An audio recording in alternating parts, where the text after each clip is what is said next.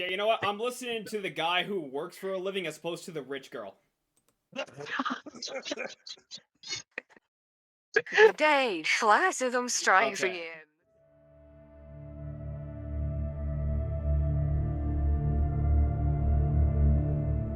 Hello, everyone, and welcome to the Album Colors Podcast. I'm Zozo. I'm Arashi. I'm Smug. I'm Ninja. No, it's Fuck not. you. No, it's not. Fuck you. Already. Girls, you're both pretty. Hey, do it. I'm prettier, No, I'm bitch. kidding. He's So, got Virgil. we went full on GG Strive on the PS3 list last time. I figure now we can go full on Marvel vs. Capcom 3 on this one. So, we're doing a top 10 PS4 games list. So, it's gonna be a little bit of a change up compared to last time. So, last time I was pretty much trying to keep it as, exclusive to PS3 titles as much as we could. But this is definitely when the whole thing on exclusivity got sort of phased out and everything. So, I don't know, I was a little more lenient on this. And also, I'm just gonna say this right now, just out the gate. If your game is online and we've already locked in the list and everything. If your game is just constantly like online, get paid for it and everything that's online, a valid criticism against it is going to be, dude, PS Plus. That's just out the gate. Yeah. I'll give you guys a fair warning beforehand. Yeah, if your game is constantly online, dude, the valid criticism against it is PS Plus. Yep. But anyway. Yep. So, with that said, let's just go, pretty much the rules are the same as before. We're just gonna have 40 games here. We're gonna knock off 30 on the entirety of what we put down, and then whatever 10 that we make up, is gonna get put on the top 10 PS4 games underneath all of ours. So, just get me started off. I have, Horizon Zero Dawn, Gravity Rush 2, No Straight Roads, AVICII Invector, Sakura Wars, Spider-Man Miles Morales, Persona 5 Strikers, Stray, Doom Eternal, and Final Fantasy VII Remake. For me, it is Batman Arkham Knight, Alien Isolation, XCOM 2, Dark Souls 3, The Evil Within, Scarlet Nexus, Code Vein, Lost Judgment, Elden Ring, and Like a Dragon. Well, I have, and let me just preface, these are subject to change, right? I kind of just throw this together. I had The Witcher 3, the first Spider-Man game, Ratchet and Clank, the reboot, remake, The Bloodstained Ritual of the Night, Dreams, Shadow of Mordor, Devil May Cry 5, Dragon Quest 11, Helldivers 1 explicitly, and then I have Prey. For my list, I want to preface, I counted this with all their DLC that I think is important, because I like basing my opinion on the game on the full package. But shut. Get on with it. Okay, I have Sekiro, Monster Hunter World, Resident Evil 7, Bloodborne, Yakuza 0, Evil Within 2, Ghost of Tsushima, Nioh 2, Hollow Knight, and Disco Elysium. And unlike last time, all 4 of us are in call this time, so Ninja, you can actually defend yourself on your picks, and we won't have to cross off all of them except for one.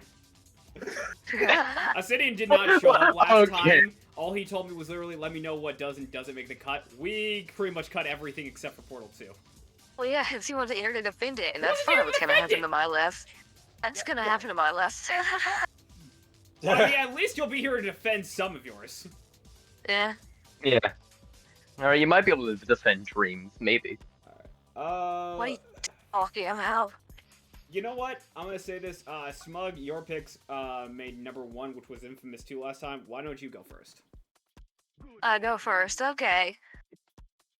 Alright, let's see.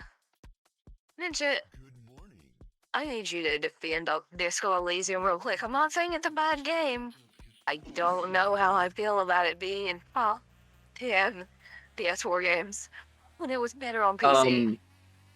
I will admit it is definitely a much better experience on PC, but I was able to get used to the controls on PlayStation. The game is a very fucking good critique of just about every political spectrum there is, and I think it's the only time I've ever been glad to be insulted for being a moralist. The actual characters are really well written, and I like the actual like background world that we have in this game, where it is set in a grounded reality, but there is still a little bit of supernatural. The real world politics are very interesting, and it is very fun to play as this absolute fucking failure of a human trying to get his shit back together while trying to solve a crime. I do think that it is better on PC, but it is not bad on PS4 if you can get used to just a little bit of janky control. I will say, side note, I actually had to remember what Disco Elysium was because the one game that came to mind, and I'm real glad we didn't fucking put it on here, was Neon White.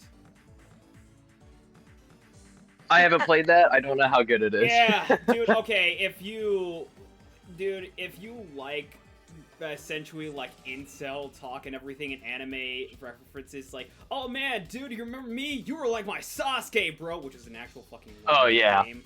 Like, a lot of people, it's a very like the gameplay is very like encouraging for speed running, but a lot of people will agree the characters are insufferable. Okay. But as for Disco Elysium, I mean, again, this is top 10 PS4 games, and you did say you enjoyed it like a little better on PC. Yeah, it plays better specifically with a keyboard and mouse. That's the thing. But I was able to get used to the controls, right? Beat the entire game, had a lot of fun with it. I think it is adequate on console, but I will admit it is much better with keyboard and mouse. Would you say it's top 10 material though?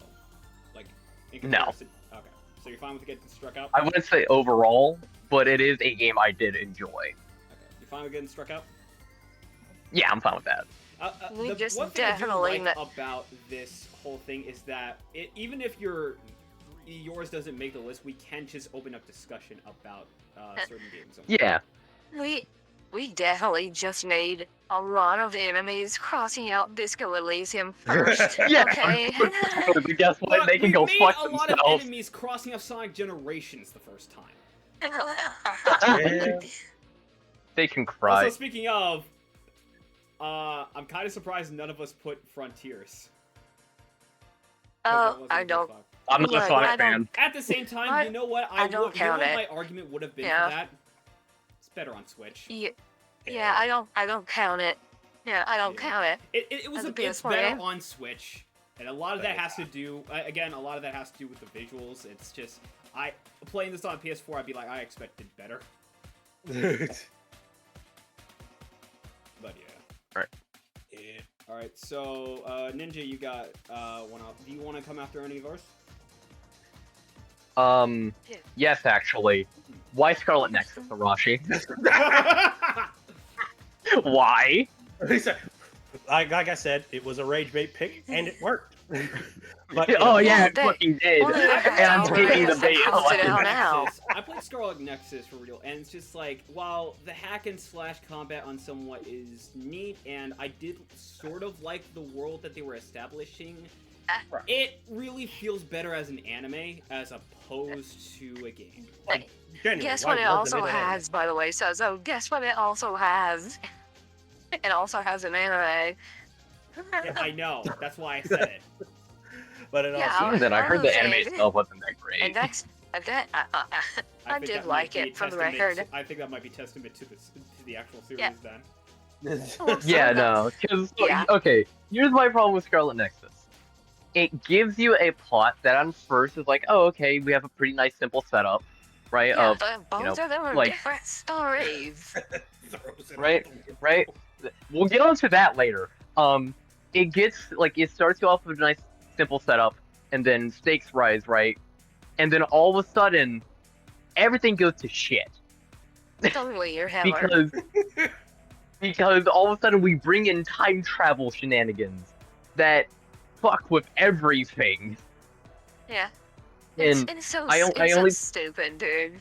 It's Yeah, just so right? stupid. And it turns out, hey, our main character doesn't have telekinesis. He has some other bullshit. I forget what the fuck it is, and it just it No, pissed me yeah, off but so much. here's the thing. Here's the thing, Ninja. You say our main character. Which one? Because it tries to I played the pretend like guy. they're both. I Yeah. played the guy, but Well, it no, no, no, is no, no. not just a difference in gender; it's a different story altogether, Yeah. depending on You which one say you that. play.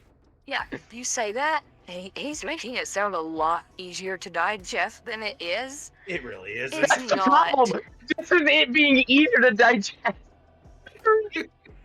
Yeah, he's making it sound so much easier to digest. I like how This both. is I not. like how all of us are like trying to be critical of the game in a lot of ways, and both of you are just trying to one up each other on the criticism. No. Ninja is playing so softball with this game, dude. Like, I like it, but dude, this game is so freaking confusing, and you're better off if you're gonna play it, just play one protagonist story, because Yeah.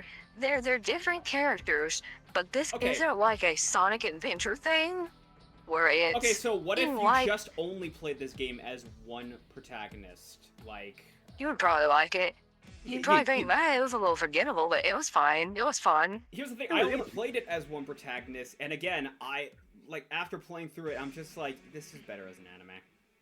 Yeah. Yeah, that's no. the I only thing. played through the one That's story. why. I only played through one story, and I hated it. Yeah, Smug, that's you're why. the only one who was going for a completionist route, okay?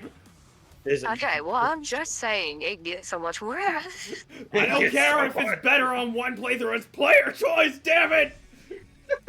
Right. Just anyway, well, we can open a discussion about Scarlet Nexus later as its own episode. Let's just move We on. really fucking Yeah. could. Anyway, We Arashi, could go. pull a versus Alright, wolves and Arashi. force us all to play that game. Okay, Arashi, go. Alright, Sozo, this is nothing against the game, as I know next to nothing about it. What is AVICII Invector? So, Garbage. AVICII Invector. Jesus Done. Christ! Okay, I know you're making a joke and everything. I'm about to make you feel real bad. It is a dedication to an artist that died. Oh. Feel good about So? yourself now, Smug? Ha! Yeah, absolutely. Okay. If anything, I feel so- better. The initial concept behind this is that a company came up to the artist known as Avicii, who many of you might know for the song Levels or like Sunday Jesus and so on and so forth. If you know what I'm talking about. Okay, I think I do. Yeah. I do like not. Oh, sometimes I get a good feeling. No, that's Okay. Okay. Yeah, he Yeah. made Yeah. that song and several others. The I forget the name of it. It's like "Feeling My Way Through the Darkness," kind of. He made a lot of songs and got a lot of love for it. So much so that a company came together and they wanted to make a game specifically around his music. It's like basically to sum up, it's like if you ever played Audio Surf. It's basically that. It's basically Audio Surf, and it has a lot of pretty much that with I think like Guitar Hero sort of hit the button sort of aesthetic on the chords and everything, mixture with some motion controls and whatnot where you're flying in certain segments and passing through different hoops. It's pretty fun. It opened my eyes to a lot of music, but the thing I wanted to bring up is the artist Avicii unfortunately had died mid-production of this, and his family and whatnot ultimately said, no, keep developing this game and keep it going. They even started a foundation in honor of him. And so this game went from being sort of like, oh, this is like, we're going to cash in on this one artist, to being a dedication as well as a celebration to this artist that had unfortunately died. So, Why did Sozo hit me with the ghost stories? Our dead mom. Feel bad now. feel bad now. In my mind, it was literally the Family Guy bit. It's like, it's a hunk of junk. Thank you. This is my brother. He died of leukemia. You feel better about yourself? Okay, so I feel like nobody else is, so I have to play the bad guy. It's an amazing tribute to an artist, and that's amazing. But as a game, right? Oh, it's actually really enjoyable as a game, honestly. Right. That's what I was asking. I've never played it, so Yeah, so, like, okay, I I will feel say like this. I have to be the bad guy. What? You haven't even given me a chance to explain the fucking game. I will say this, as if you are looking for, like, alright, I get to play online with my friends and everything, probably not gonna find much luck here. But, I have actually sat on the couch with my brother, and we have played this, like, 2-player. Dude, this is actually, like, genuinely some real fun.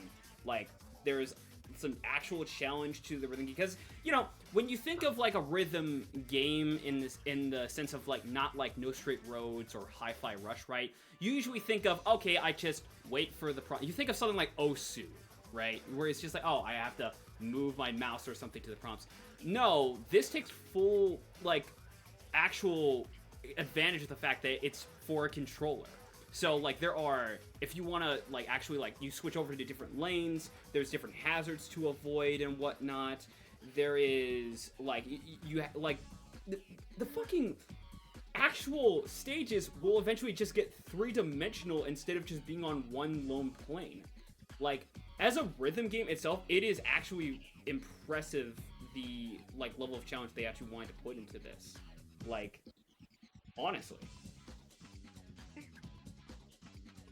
Alright then.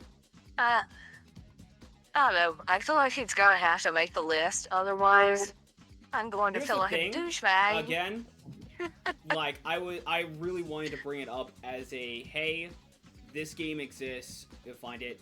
But as we go down this list, again, I'm more than happy to let it go because, again, I have No Straight Roads on here.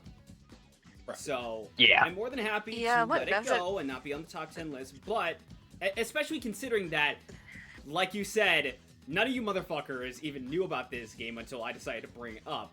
Yeah. That doesn't mean that. No, no, no, no, no, no, no, no, no. I can't Wait, act wait, like wait, I'm the wait. superior one here because you know how I found out even about this game? Yeah, but here's the thing. No, no, no, Just no. because we didn't know about it doesn't mean it doesn't belong on the No, list. no, no, That's my because thing. here's the thing. I wouldn't have known about this game until there was a point in time where I actually subscribed to PlayStation Now and got it, tried it out. So, if I didn't find out from there, I would have never tried out this game. I wouldn't even have considered it. But Yeah, I but did want to consider it because, one, this did open my eyes to a lot of music from the artist. And again, it was like a dedication piece. And again, like, look, I'm not going to guilt trip y'all into being like, dude, it's made in the memory of, like, this person. It has to be number one. No, fuck, dude, like, I just wanted to give this more attention and everything. I know, look, I love this game, I get it, it's, like, it's still it is still a rhythm game, and not everybody is still gonna be in it and everything. Oh, no, that's right. That's the point I'm getting at. Is just because it's not got mass market appeal, just because, you know, a lot of people know about it, doesn't mean it doesn't deserve a spot. That's my point. Yeah, you know? but it's just like, this is very much a me pick, but I'm more than willing to let it go, because my entire goal, admittingly, for this was just to have, like, get a little more word about it, and just to try and sell people and be like, okay, I haven't heard about this game, but you know what, I'll give it a try. Right, yeah, it's just, I was just like, because for some reason people think I'm actually a monster, for some reason, and it's like, God, sometimes what tipped you off, genius? Yeah, sometimes I have to go sometimes I have to go full mask off and drop like that, funny comedy bit, and be like, no, these are my actual thoughts. I've known for a long while that it's a bit. I get it. Yeah. Yeah. I can't say people still haven't figured that out. People haven't figured that out. I mean, what's wrong with Smug? I think it's the money. Oh, okay, yeah. Okay. Sure, that's what it is. Blame it on the Nepo baby, okay. Yeah. Moving on. Alright, you know what? I'm gonna be that asshole. Arashi, There we go. be honest. There Which is There better, we go, Lost man. Judgment or Like a Dragon? They're both Yakuza games. Come on. Okay. So. Come on. Here's the Okay, thing. which one's better? Yeah. Lost Judgment or Like a Dragon? Okay, hold on. It depends on what you mean by it depends on what he means by like a dragon. Do you mean Yakuza 7? He means the one with Ichiban Kasuga. Yeah. Yes, Yakuza 7. He knows what he said, but no. Yeah, no, I'm gonna have to ask the same. Why Yakuza 7? Well, for starters, it ain't Yakuza 0. That's okay. Fuck you, dickhead. Okay, to be fair, Yakuza 0's been around for a long while. It's such but a. It's like me putting Onimusha 1 remastered, dude. Like, come Do on. you, hey, so do you remember Okay. when we talked about games that are all fan service and no substance? That's Yakuza 0. What you mean no substance? I wonder if Wait, this is how how obscene does would it be turn in the back world. on me? Here's the Alright, thing, though. Like, we were coming at Yakuza 5 for its gameplay, and y'all said Yakuza 0 was better. Oh no, its gameplay is better, right? It's just gameplay everything is- Here's else. the thing, we're not coming at Yakuza 0 right now. Let's not change the subject. Arashi, like a Dragon 7 or Lost Judgment.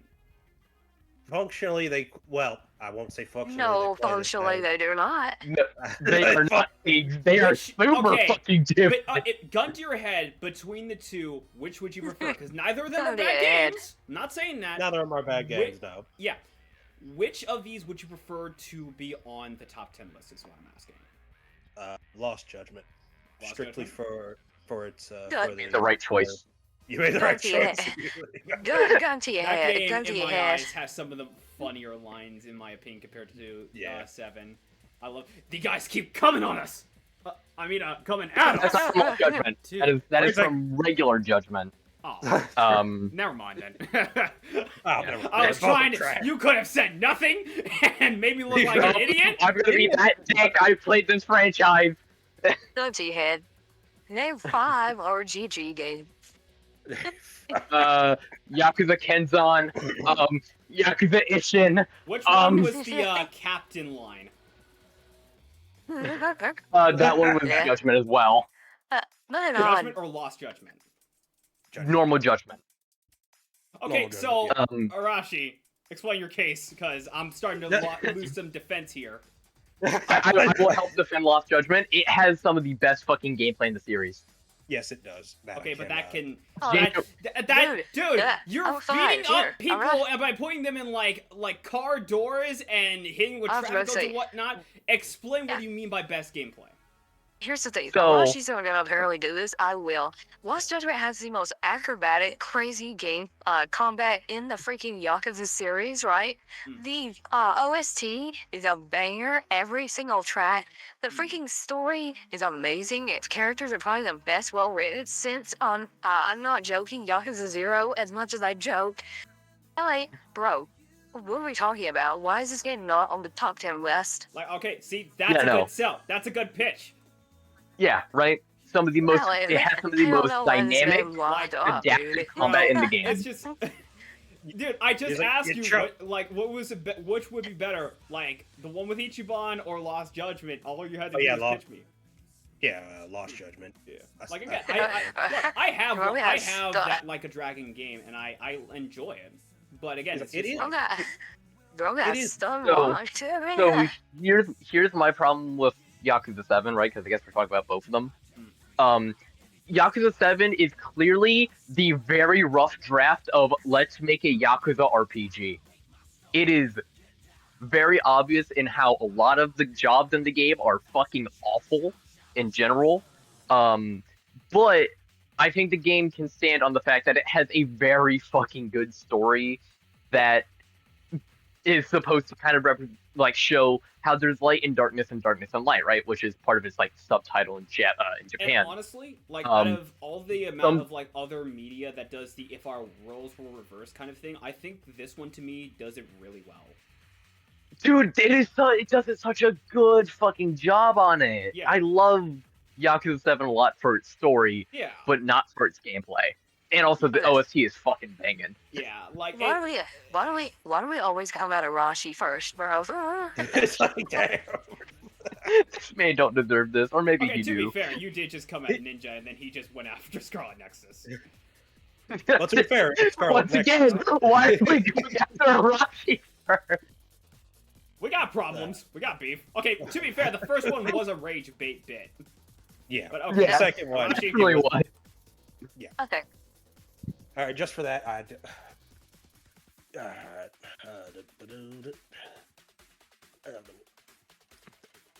sorry, I'm having a moment. Anyway, let's see. In that case, A senior moment, perhaps. Well, I'm only 32. Fuck off. Anyway, Smug. We've already taken our shots at like WD, but WB. Fuck you. Anyway, Shadow of Mordor. Go. Are you really, Rossi? How do you accidentally pick like the easiest ones on my list at the end, bro? You're coming at a game that introduced a freaking mechanic that everyone in the industry, both fans and critics, called critically acclaimed the Nemesis system. One of the most fun action games ever. A game where your enemies and your choices actually matter. One of the best Lord of the Rings games since the licensed games on the PS2 and GameCube and Xbox. Like, what is there not to love here? If this was Shadow of War, you would have a better chance of freaking taking it off, bro. But oh no. See, I strictly picked Shadow of Mordor so we could rip into WB some more. The first game, we're not gonna rip into WB when it's a good game, bro. Like, they suck, sure, but That's got nothing to do with the make us first game. equal. The fact that you're defending it is ripping even more into WB because of what they're fucking trying to defend now. It's like us trying to get on. It's like us trying to praise Gravity Rush 2 in order to dig at Sony. Come on. Like, what? I don't understand. I don't understand why the basis of the. But in all seriousness, though, I just want to hear more good stuff about Shadow of Mordor. Yeah, it's right. Like, it's one of the best action RPGs you could probably play on the PS4. And it's got an extremely well thought out system. Never came back. Like if I could pick a game that to play forever and remove everything else, it would be Shadow of Mordor. I mean, out of all the Lord of the Rings games, I would argue you chose the best one. I mean, in comparison to some others. Colin!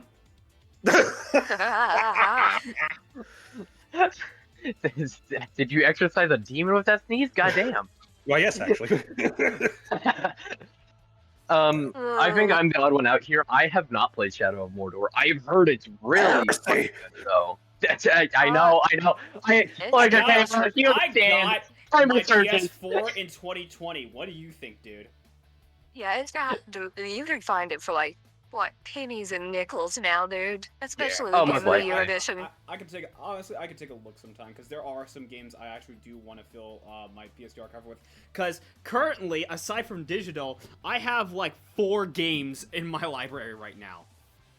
It was This game wasn't even one I picked up. This game was one of the ones my brother-in-law gave me because he heard I had a PS4 and he was like, "You probably like this. You like Lord of the Rings," and I didn't even know this game existed. So damn, she got the personal and everything. Oh shit, man! I think I didn't even on the top 10 list now. No, I didn't even get it myself. It was on my dad's Xbox, so that's how I found it. So I get it. Smug, what? I know. So it's there. Sorry. No. Ninja, what were you saying? Like the only experience I have with Shadow of Mordor is seeing Tear of Grace play it and seeing the fucking the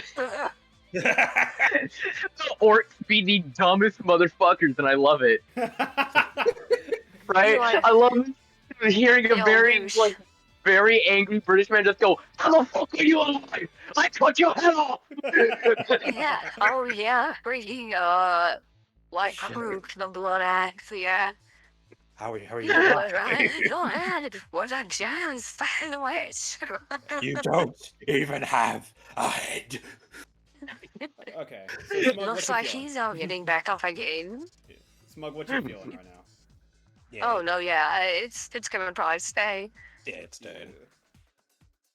You can take off drains though. That's not really what I really haven't. Okay, it's been on there. You haven't explained your side of why you would put it on there. It's just like, what do you? Before I cross it off, just like at least give the audience, to those who don't know and everything, what an idea of this game is. It was Media Molecule's next game after Little Big Planet, right? And it was more like a game creation tool. Unfortunately, didn't really go anywhere outside of like a few like actually special games that people were getting paid to make and put on there. The community kind of just went nowhere, and it just kind of died in obscurity. But I think the games that were on there and the potential it had was really amazing. It's just it didn't happen. So it's like that's why I'm like, yeah, it probably needs to go. You know? Yeah. Like Yeah. you say the company that made this, and I'm just thinking it's just like the only game that came to mind on the PS4 was like Little Big Planet 3, I think. So Yeah, they made a Little Big Planet 3, and then they made, I think it's called like World of Little Big Planet or something like that. As like a sequel to that, and it wasn't very great. But Dreams itself, I do have a little bit of like knowledge on. I know there was someone who was trying to make like an Avatar: The Last Airbender game on Dreams, and it looked like it was a nice little prototype. Just I don't think Dreams has enough. Yeah. Right, it was a nice prototype, but it did not have enough actual like depth to make it something people would use. Yeah, Yalti put it best when he was like, I don't even know who this game's for, because it's too complex for kids to get in, make their own games and play it, but it's like not complex enough for actual game developers to care to come and do this, because at that point, they would just learn how to actually code, you know? It sounds, and I think from the sounds of it, it sounds like the equivalent of Scratch. Yeah. Yeah, except here's the problem: this costs like $20 fucking. I mean, to be fair, Oh, no, which it was 40. That's not that bad. It was 40. Fucking hell! Was 40. Okay. I thought it was. But at the same time, like games nowadays are going to be double that, so I don't know. Yeah. That's Yeah. bad. Day one, it was 60 before they changed it to 40. Okay, so that's a little more. Yeah, like, no. It was too much for what was basically, if you didn't do any creation yourself, basically a glorified tech demo, or if you did creation, a mediocre creation system when you could arguably make something better using like fucking RPG Maker if you want to make something 2D. It's gross. She never wants any code, so that's all I'm saying. Anyway, Smug, we got one of yours. What are you feeling about coming out? Oh crap, I gotta leave in like 30 minutes. Okay. Frads, why do you have the first Horizon game? There we go. Well, that's all I'll put. Yeah, okay. Why do you have the first Horizon game? Okay, that and, like, you know what? Just mark wherever you want what you really hope makes it on top 10 list. I really hope? Okay. Here's the thing. I feel like Horizon Zero Dawn is a case of a company being able to eat its cake and have it too, because, like, the game, alright, look.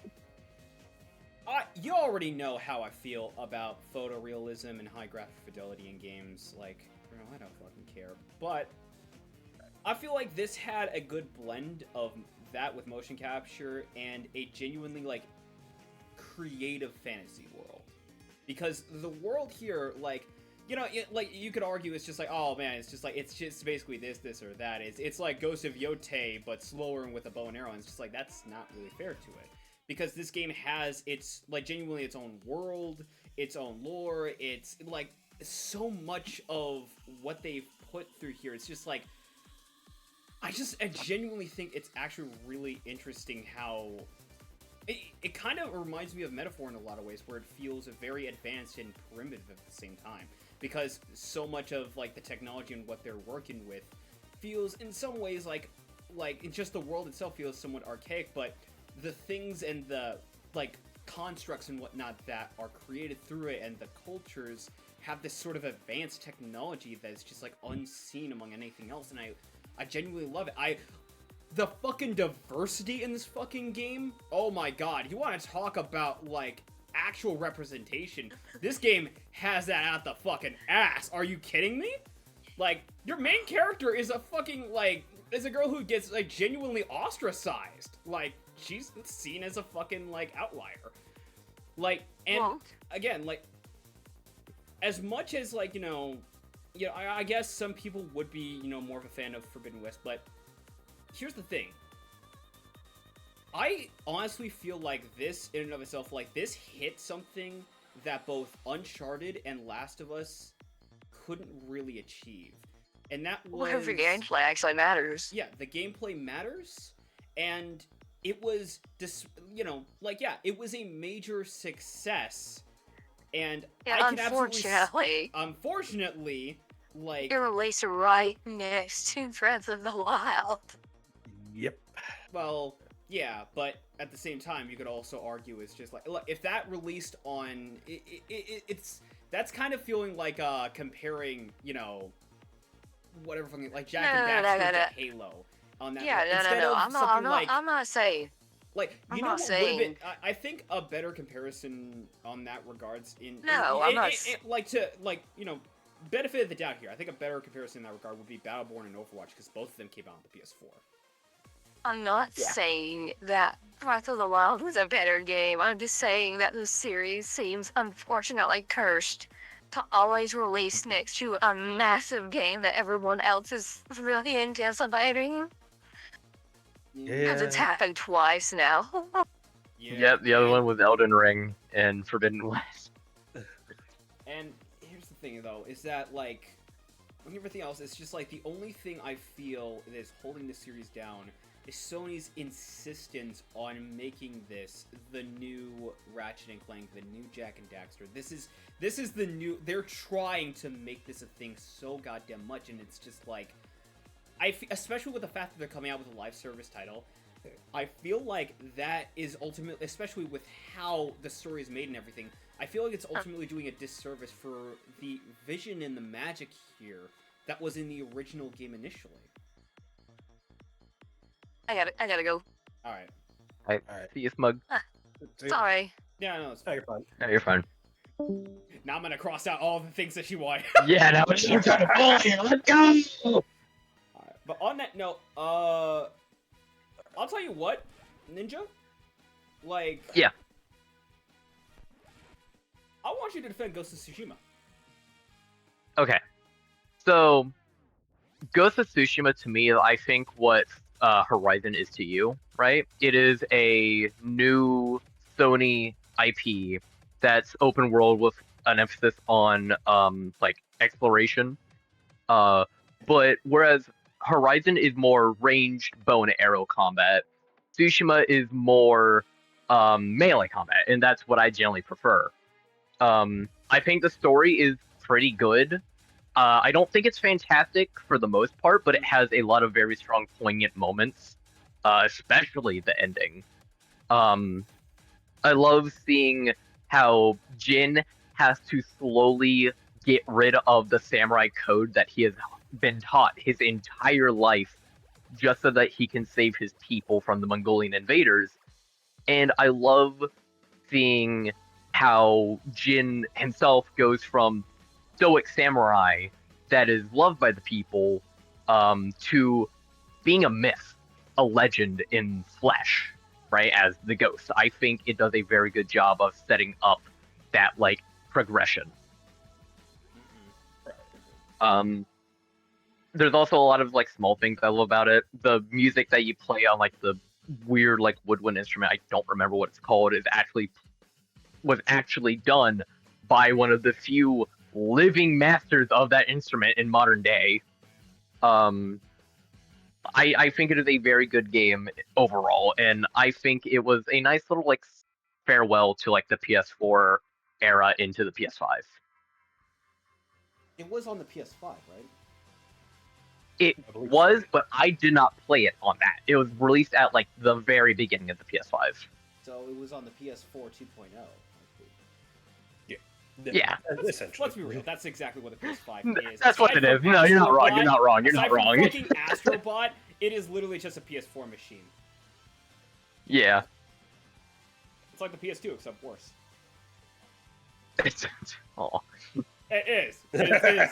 Like, You're not you can't wrong. convince me otherwise. But, okay, see, I'm looking at your listener, like, the problem I have, like, I don't disagree. The problem I have is, like, in my eyes, you have 3 games that are of the same kind of aesthetic and style of Ghost of Tsushima. I won't deny that. I don't know. Yeah. Like, okay. I feel like, look, I will say this: between Sekiro, Ghost of Tsushima, and Nioh 2, which would you prefer to get on the top 10? Sekiro. Sekiro. Okay. Like, is Right. there like okay? So Nioh 2, it's like your experience with that. I played through the entirety of the main story and finished all but one of the DLCs. Which DLC? Right, like I've played all these games at least to the end of their main story, if not the end of like everything. Right. I like all three of them because even though they are all feudal Japan, they take very different like directions with their artistic intent. Mm-hmm. Right? Ghost of Tsushima fully grounded with like realism as an emphasis, right? Right. Nioh 2 is, hey, let's take the like story of Oda Nobunaga and just throw in actual yokai because why the fuck not? Because we're Koei Tecmo. Yeah, And then it's Onimusha before Onimusha came back. yeah, it really is. And then Yeah. Sekiro is FromSoft's like interpretation of let's take feudal Japan and add in mythological elements, but we're not going full on historical basis, and we're still keeping it grounded in the FromSoft way of grounded, where it's yeah, that's kind of bullshit, but it's not full on like, hey, here's just a bunch of fucking magic spells. Yeah, I kind of like honestly. Right. I like between the three. If you ask me, it's just like I honestly would prefer like Sekiro a little more because it's just like Yeah, I get I get the desire for like realism in games, but personally I like when shit is just unrealistic because it makes it that much more fun. Yeah, yeah, no, like I love Sekiro. Sure, there's a giant fuck off snake. That's cool. That's cool though. So I give it a pass. Alright. So Ninja, we got yours. So like anything you're looking at that you want to feel like Tekken?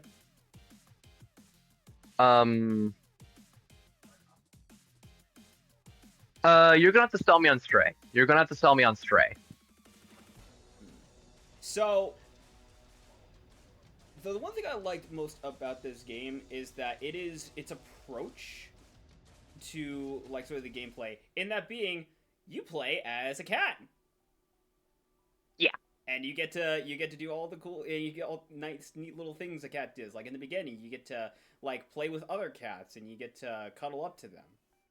And then as the game goes on, like it becomes this cyberpunk-esque inspired story where it's an interesting focus around how the cat itself is a vehicle for the actual protagonist, which is a little AI bot you travel for, because the AI's intention is to restore the light to the underground and everything, and open the hatch so that the parasites that are that have run rampant and everything can finally be controlled and contained. And what I like most about it though is that it genuinely feels like the world itself is like it feels ironically like alive and human, even though like so much of it is like everything that you're coming across aside from the enemies, they're all like artificial intelligence in there. They're robots. And again, the one thing I genuinely like throughout this is that the cat itself it's the approach to a protagonist, where it's like in most stories where it's like the protagonist in this sort of thing is just like, all right, like this cat would just be Link basically. Okay, you don't really say much, but you go from place to place and you're the chosen one. No, the cat, like this could have been replaced with like any other AI or anything, or another robot, or even a parasite, and you would still relatively have a similar story. But what I like about it is just, again, just going through the eyes or the perspective of a cat and everything, and the way the story handles the treatment of the protagonist and everything just feels unique to itself. Yeah. Okay, I will say this, even though it is a short game, I don't think it's like completely entirely like replayable, like beginning to end. I do think though, if you were to ask me all what PS4 game should I get, I would recommend this, because it's, I mean, who doesn't like animals? That's a good point. Yeah. Yeah, insane But again, motherfuckers. like this is something that even nowadays it's just like if you were to ask me, hey, do you want to play like Stray or anything? It's just like this is something I like might revisit years down the line, but I won't like say like, oh, this game absolutely I would have to like die on the hill for, but I can get rid of it. Yeah, all right. That sounds fair. Sorry about that. The reason I wanted to ask you to tell me on straight is because I'd seen gameplay of it. I thought it was cute, right? I'm not gonna deny that, but it didn't feel like it had enough for someone like me. Which I not everyone has my taste in games, thank God. No, I get it. Like it's basically a journey with a light that explodes enemies at points. Yeah. But even then, that's only for like one portion of the game, and then it just goes away. And after that, it's I don't know, like it very much is a case of like if you're I don't know, if you're just like a fan of just exploring like the world and everything, some puzzles while you're stressed out and everything, and some stealth options, so on and so forth, like. You might like it. It's not it's not like a masterpiece, but it is an enjoyable time if you can pick it up and play it. That's it. Okay. I might this might make me play it one day. I don't think it's a bad game. It was something you mentioned earlier, replay, right? Yeah. Is it a game where you think you get more out of it for replaying it? I would argue no, because that's my thing. Yeah, it feels like a game where it's like it's meant to be played through once. Like it doesn't have like new game plus, now you get all this stuff or anything like that. It doesn't really feel like new game plus or new game. I'm gonna do everything that I missed or something like that. Nah, it's very much a case of like if you can go without really playing it or anything, but if you play through it and everything, it's a nice time. It's an enjoyable time. Okay, yeah, that's just my thing. Like all the games on my list, in one way or another, have replay value. I like replay value. Yeah. But not every game needs it. Yeah. Right. Yeah, that's true.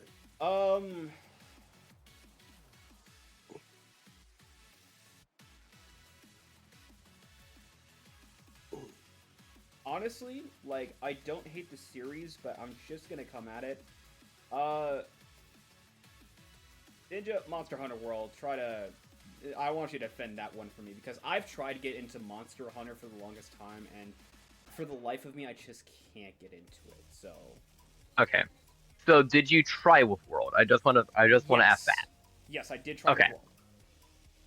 So, Monster Hunter World, right? It was the first one I played, so I'm going to be very biased with it. I'm not gonna lie. No, it's fine. It's fine. Go ahead. Yeah. I think Monster Hunter World is a fucking phenomenal starting point for people who had no experience with Monster Hunter at all. Mm-hmm. Because it's a completely new setting in comparison to the rest of the games, right? It is on a new, entire new continent. And Monster Hunter World wants you, the player, to get used to the new tools at your disposal that weren't in the old games, such as the ability to fucking walk when healing, for example. And I think it does a good job of setting up this new this new world that has all these new monsters that people have not seen before, and I think it does a very good job of that, as well as having some small things that older players might be able to recognize. And as someone who has now since played the games more outside of World, I think it does a very good job of touching up some of the monsters that were kind of outdated. Rathalos in particular is one I found very annoying in the old games, but in World he's not as bad. Right. I think it has a fantastic soundtrack, which is something Monster Hunter does a good job at, because it's made by the same people who do the soundtrack for Devil May Cry, so they know what they're doing. And I thought that in Monster Hunter, the story doesn't matter much. I thought it was serviceable enough for me to go, okay, I understand why I had to kill the big bad lizard, right? Monster Hunter is not a complicated story. It's always, hey, here's a monster. We need to kill it for some reason. We need materials. It's causing problems. What have you. And I think it's serviceable enough. Okay, But I think the main thing Mhm. that cemented it as one of my favorites in the franchise is the updates, right? In the DLC. Right. Iceborne, practically a whole new fucking game with how much content it has, right? That's not a fucking lie. It doubles the monster roster. And all the final updates, Monster Hunter has always like been a community game, right? Right.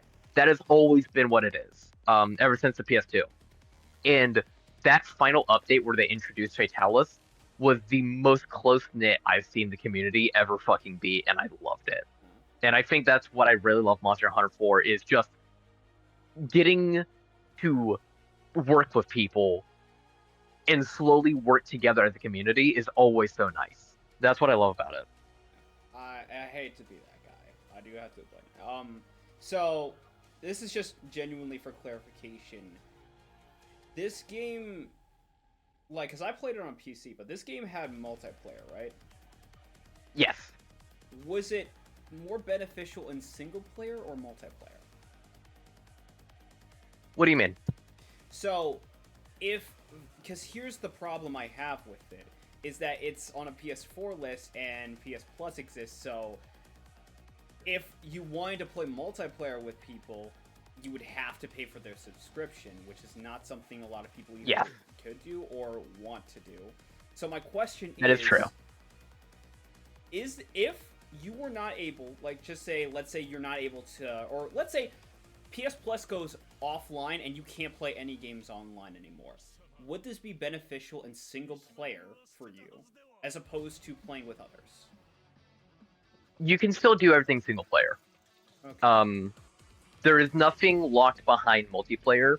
In fact, monsters actually have health scaling depending on the amount of players in the hunt. Okay. So it's not like, oh, I'm by myself, I'm just fucked. No, they that was actually introduced in World in the highest difficulty, Yeah, so where you're not fucked by playing by yourself. So there's a slew of single player content in it that can satisfy you regardless of if it goes offline. Yeah, right. The entire game is playable single player. Yeah, that is a valid, that's a valid thing. Because my worry here is I'm worried here is adding in like online games where it's just like so many online games have nothing for the single player, but that itself is a very good selling point. Yeah, no, right? If you don't have Plus or you just don't want to play with anybody else for whatever reason, right? Your fucking social battery's dead. You don't have to. Everything is accessible. I will admit there are 2 things in the game that will be a lot more of a fucking 3 things in the game that are a lot more annoying, but they are completely optional. I know the right. You don't have to do them. Arashi probably knows what the fuck I'm talking about as well. Yeah, I know the one you're talking Behemoth. Fuck that fight. So I have nightmares, but it is still completely playable single player. Yeah, it is completely playable single player, except for that particular hunt in particular. Because and the 2 siege fights take a bit longer in single player as well. They're not impossible though. But other than that, no, it is. I want to say something, but like Smug isn't here. All I will say is, Arashi, good luck beating Metaphor. Good. You'll know it when you see it. Yep. Anyway, Arashi, you've been pretty silent this entire time. You want to try and take something? Honestly, I've just been listening in, and I had to chime in for the thing for Monster Hunter World. Honestly, this is less an attack and more your honest opinions on it because I saw you playing it earlier. Sakura Wars. Oh yeah, absolutely. So here's the thing, and like the one major criticism I have of so many like JRPGs and everything is that so many of them are focused on the illusion of choice. Like, your choices don't really impact much of anything. Sure, like, people can come up and say, well, if you pick this option, it gives, like, this new dialogue option or whatever. Yeah, but it's still, like, a streamlined story. Like, even stuff like Metaphor kind of has this problem where it's just like, yeah, The illusion of choice. The illusion of choice. And for the longest time, I will say I have been staying away from stuff like dating sims, like straight up dating sims and whatnot, because especially when it comes to anime, they get really fucking weird. Sword Art Online has a lot of games that do this shit, and it's really brain dead because all you do is just press one button at certain prompts, and then the girls just really fall in love with you for some shit. And then, I mean, I've said my piece about Persona for years now. And I've said that Yeah, no, you have not made your opinion subtle on your opinion of the romance. And then I have also really enjoyed the fact that Metaphor just ditched it. But Sakura Wars to me is like the first I would honestly say JRPG, honestly. Like Sakura Wars 2019 specifically on the PS4 is the game where it's like your choices actually do matter. Your protagonist actually has a personality, and yeah, you know, all of those tired out anime tropes and cliches, they're in that game, but the difference is, like, especially for like in a harem and whatnot, because yeah, this game is a harem game, you have the option to avoid all of that. You have the option. So if you're like, oh man, I'm near the girls' bath and everything, and the girls are coming, like, you have the option to get out of that situation as quick as possible. Wait. I know what I said. So we actually just walk away and not get hurt because of it? Yeah, and like, there's also moments where it's like, if the girls are like kind of mad at you and everything, you can also have options where it's just like you try to explain yourself and get out of an ass beating and everything. Like, there are prompts for like, oh, if you know about this one particular anime trope, you can do it. Like, even when you find yourself in situations where you can't get out, like, there are certain situations where the girls would be like, oh yeah, we're in the dressing rooms and just like, you know, we're just gonna change out of our wardrobes. You have the absolute option to just hide and not look, and you can avoid any kind of weird interactions or whatnot with that trope. Like, that's what I like most about it, is that your choices do fucking matter in that game, and that the combat actually plays a big part into it, because this is pretty much a revival of the long-time Sega series Sakura Wars and everything. So a lot of the combat is you're playing in Gundams with just hack and slash combat and everything. But the beautiful thing I like about it is the better you do with your team and everything, the better you do in the gameplay and everything. That also does like, it also benefits like your actual connections and your trust with everybody regarding it. So like, the better your connections is with everybody and everything, the like better you do in combat and everything, like the higher they start trusting you, the more that like is more beneficial for you and everything. And on top of that, again, it's just like, yeah, this is a dating sim, but you also, again, there's not really any real like canon choice or anything necessarily. You can just pick whoever you want, especially with the fact that the biggest probably thing I love about this game is that the protagonist is 20 years old, not a teenager. And there is a woman in this who is like who is like also an adult that you can also just date in this. So if you do not want to go the weirdo route of, oh, well, I have to date the 13-year-old or something like that. If you don't want to go down that route, you do not have to, which... Right? Don't worry. There's a mid-30s dark-skinned mommy right there waiting for you. There actually is, dude. I'm not even I know. What? Also, what? You think I don't know game, bro? Yeah. You think I don't know game? Yeah. Also, the story here is so goddamn entertaining. Like, dude, I want people to understand. Smug was showing me Trails of Cold Steel before this, and I was fucking dying to get out of it.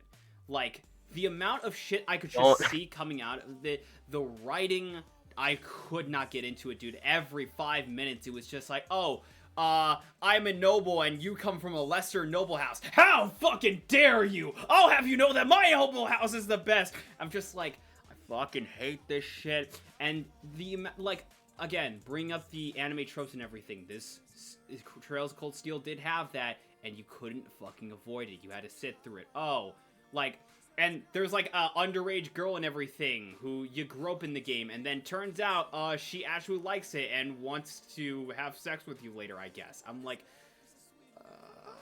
and also, Trails of Cold Steel, the Epstein Foundation is for some reason fucking canon. What? Yeah, there's a fucking foundation in the game called the Epstein Foundation. I'm not even kidding, look this up. So, going from that to, hey, did you know the creator of Bleach had a bunch of character designs for this one JRPG? And then we're looking at it like, wait, this is the same game that ProZD was making a video on and sponsored by. And then I'm playing and I'm like, I like the world that they set up. The characters are genuinely likable across the board and everything.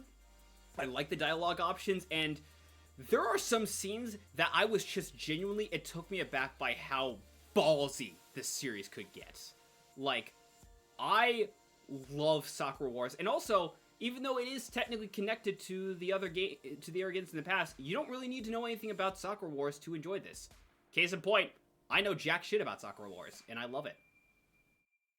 I hear the old Sakura War games are pretty good, though. They're like, remember correctly, they're like a tactical RPG, like Fire Emblem. Maybe back in the day. This one is more hack and slash. It's more. Yeah, I along the lines of, like, I know new Sakura Wars is hack and slash. Yeah. Yeah, but remember, this is the one that people hate for some Yeah, and fucking this reason. is the one someone made a top 10 or top 25 best girls in Sakura Wars and everything, and made the fucking 13-year-old from the 2019 game #1. Followed by, he has a list of, here's everything I love about the 13-year-old. And I'm just like, dude, there is a dark-skinned, silver-haired, middle-aged mommy you can date. And you're going with the 13-year-old Chunibyo. Look, I'm just saying, right? In the wise words of Key and Peele, "Goo goo gaga, I want milk." I'm sorry. I've been recently. Key and Peele showed up and I recommended. I fucking love them. Yeah. So, Do I have culture now? Do I have an ounce of melanin? yeah, it's about like 0.0%, but it's there. But You still don't get the basket. You still don't get the But yeah. I'm 0.5% Cherokee. Would you consider, of what you've played so far, would you consider it top 10 worthy? I would honestly say so, honestly. I'm Alright. gotta be real here. I'll even out myself here. I would put it above Persona 5 Strikers. Damn. Damn. That's how much I love it. Here, look. The And last good Smug's Persona not game. in here for the call, and it's a shame. I wanted to say this by all means. I think Persona 5 Strikers is what Persona 5 was meant to be. No, no, that's generally it. I kind of agree. It is, yeah. Because here's the thing, right? She had mentioned about how this game had been, like, this story got scrapped a number of times, and there are versions of Persona 5 that we just never see light of day. My theory after hearing her say that is just, like, I feel like we do have those versions, and they're called Strikers and Metaphor, because Strikers came out around the exact same year, if not the exact same year, as Persona 5 Royal. And Strikers is a significantly better story in comparison to Royal. I'm not fucking sorry to say it. Royal sucks as a $60 game. It absolutely fucking sucks, because it's literally just Persona 5 again. It's literally just fucking that. It sucks. So I like Strikers a lot. I think it is a fantastic fucking game. Absolutely. Right? I think that its biggest weakness is the fact that it's connected to Persona 5. That's it. That's literally Here's the it. thing. Okay. Again, if they had never come out with Royal, I would kind of have a bigger argument for you on that. Because it's just like, I feel like going from Persona 5 to Strikers actually has a lot of weight to it. But at the same time, there is stuff I genuinely do like in Royal, which, unfortunately for some people listening, it's the ending. I like it a lot better than Persona 5's ending. Honestly, I'm gonna be real. But I will say, Yeah, honestly, I am fine with getting rid of strikers, honestly, just because, like, if I had to pick between two JRPGs, I'm picking Sakura Wars. Yeah. Alright, fair enough. Like I think Strikers is very good. It's a very good move though, right? I like how they integrate like the persona mechanics. Just I think its biggest issue is that it kind of has to do patchwork, right? It has to do patchwork for some of the weaker characters in the base Persona 5 roster, but Yeah, it does a really fucking good job with it it. does. Like, It actually made me like have- Haru. Yeah, I have Right. very little to fucking complain about Persona 5 Strikers in comparison to fucking Royal or Persona 5. Hell, I love the fact that they gave Yusuke another arc after his whole thing with Madarame, instead of it being, oh, I am an artist. Like, no, Yeah. they gave him actual focus into this shit, and I love that. I love Yusuke as a character.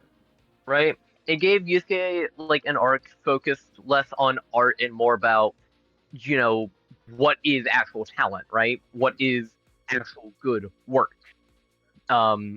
And it made Haru a character I actually felt something more other than ambivalence, right? Right. That might be an unpopular opinion. I'm just not a big fan of Haru in Persona 5 and Royal. No, Yeah, I mean, no, that's fair. 100%. I 100%. Absolutely, I don't think. Because, again, I've even made the joke of, like, Persona 5 Strikers. Haru finally gets screen time. Yeah, Yeah. right?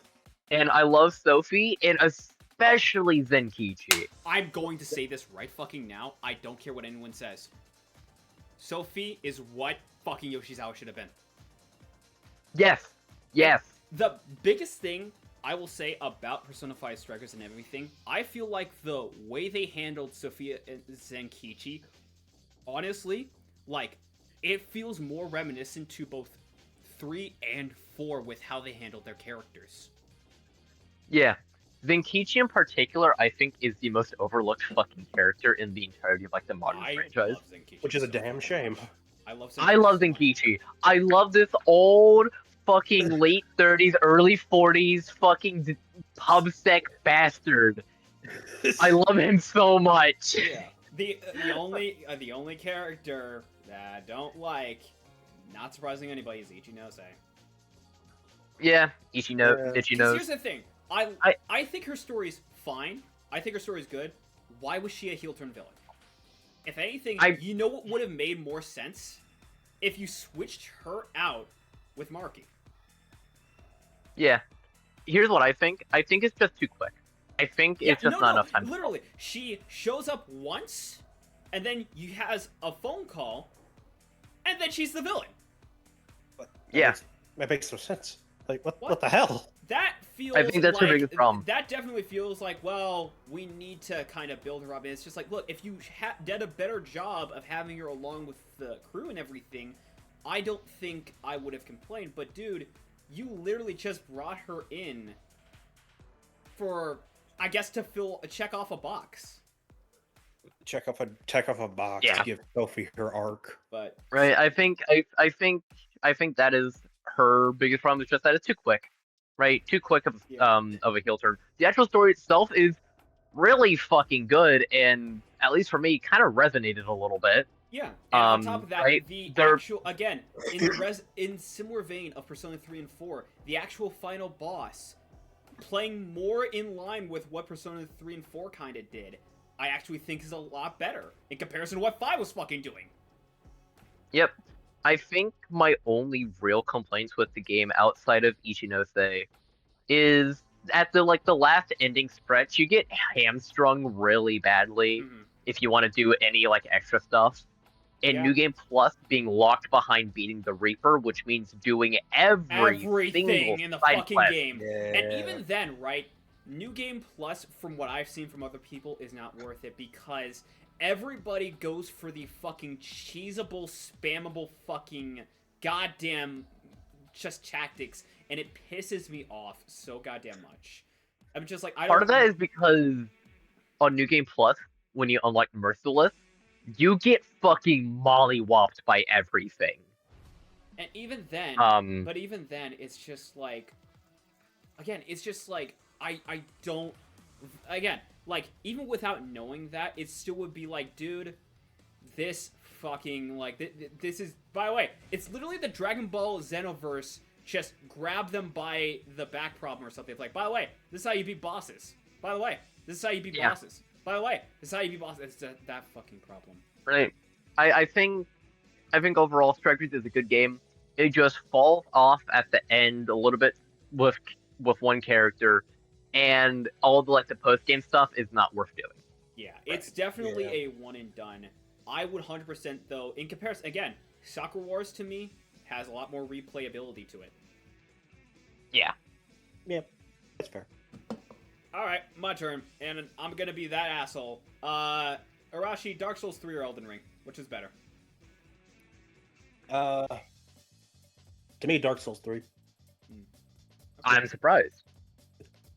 Now, I strictly say this because not just from a nostalgia standpoint, because it was like the first game I ever got from my PS4. Mhm. Let's get the annoying thing out of the way. PS Plus for co-op. That's for like most definitely. But that can also apply to every Other games every game that you can pay.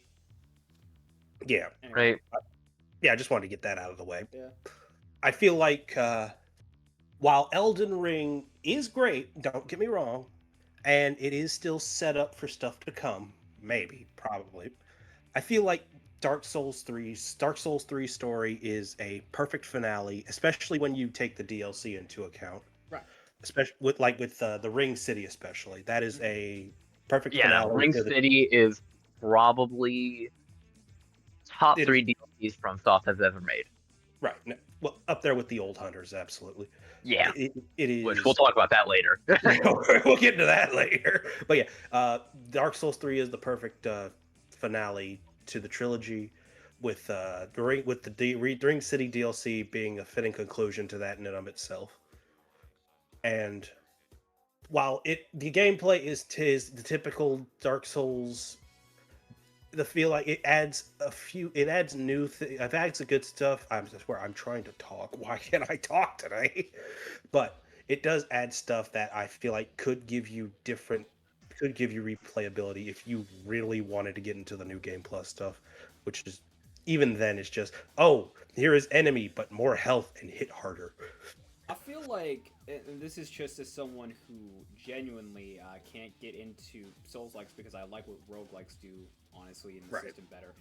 I feel like Dark Souls 3, not even, like, forgetting the name, right? Because it would be a bitch move to say, well, Dark Souls 3 should be because it's literally what Dark Souls is where it started. No, fuck that shit. We're not gonna get the bitch made moves here. We got the whole man.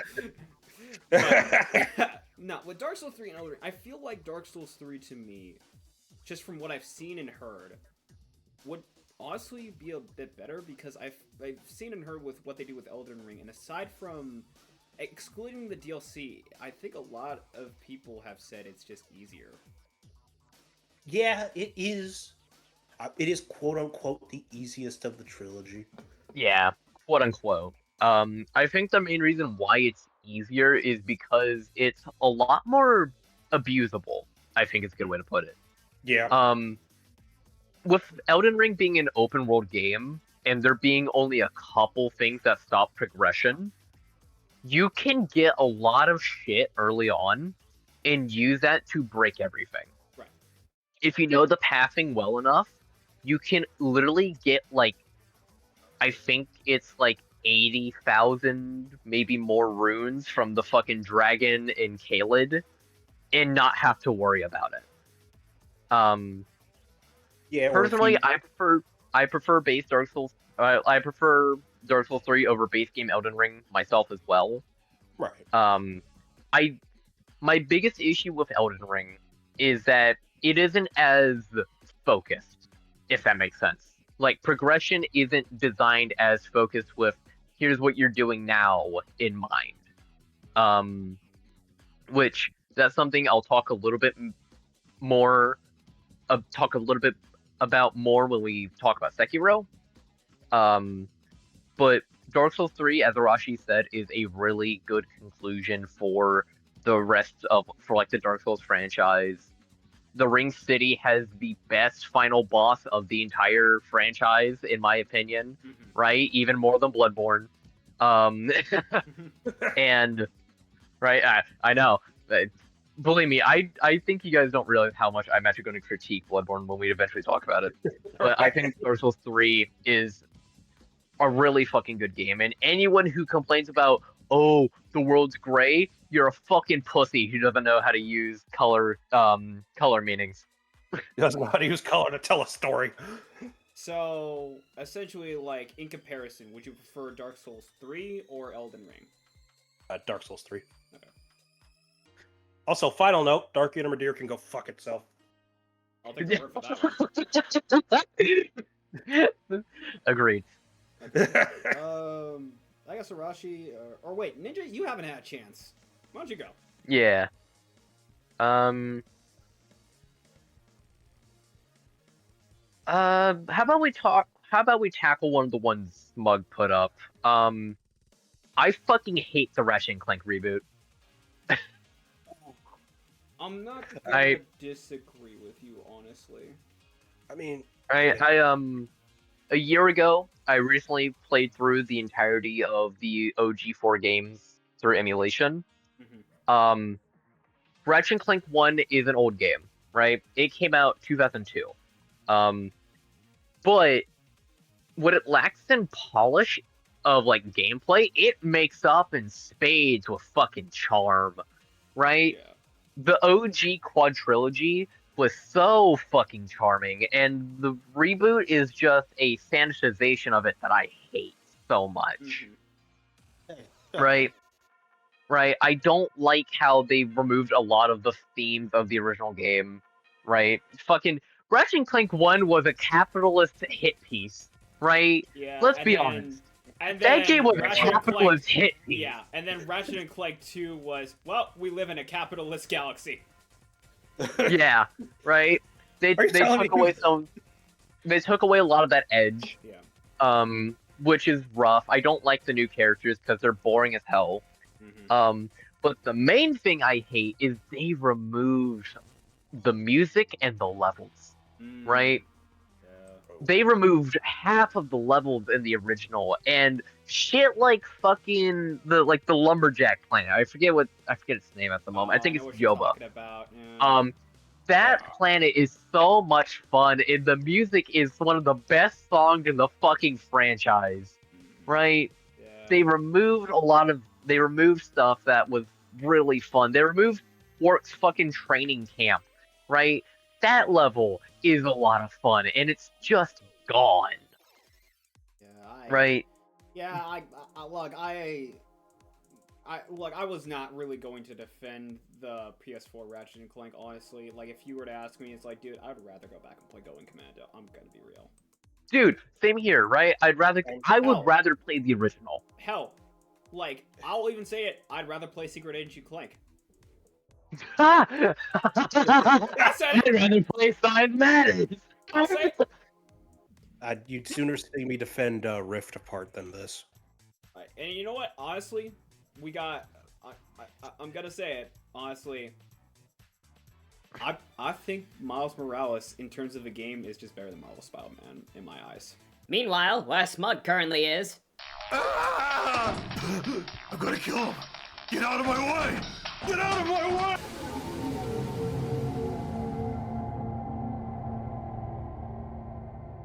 Now, I like both, which is tough. Yeah, both are good. This is that's just makes it tougher. Yeah, I know. Look, I like what they did in this game. I like the inclusion of so many like characters from the series, like Kingpin, like Rhino, Scorpion, Shocker, fucking Doc Ock, like Vulture.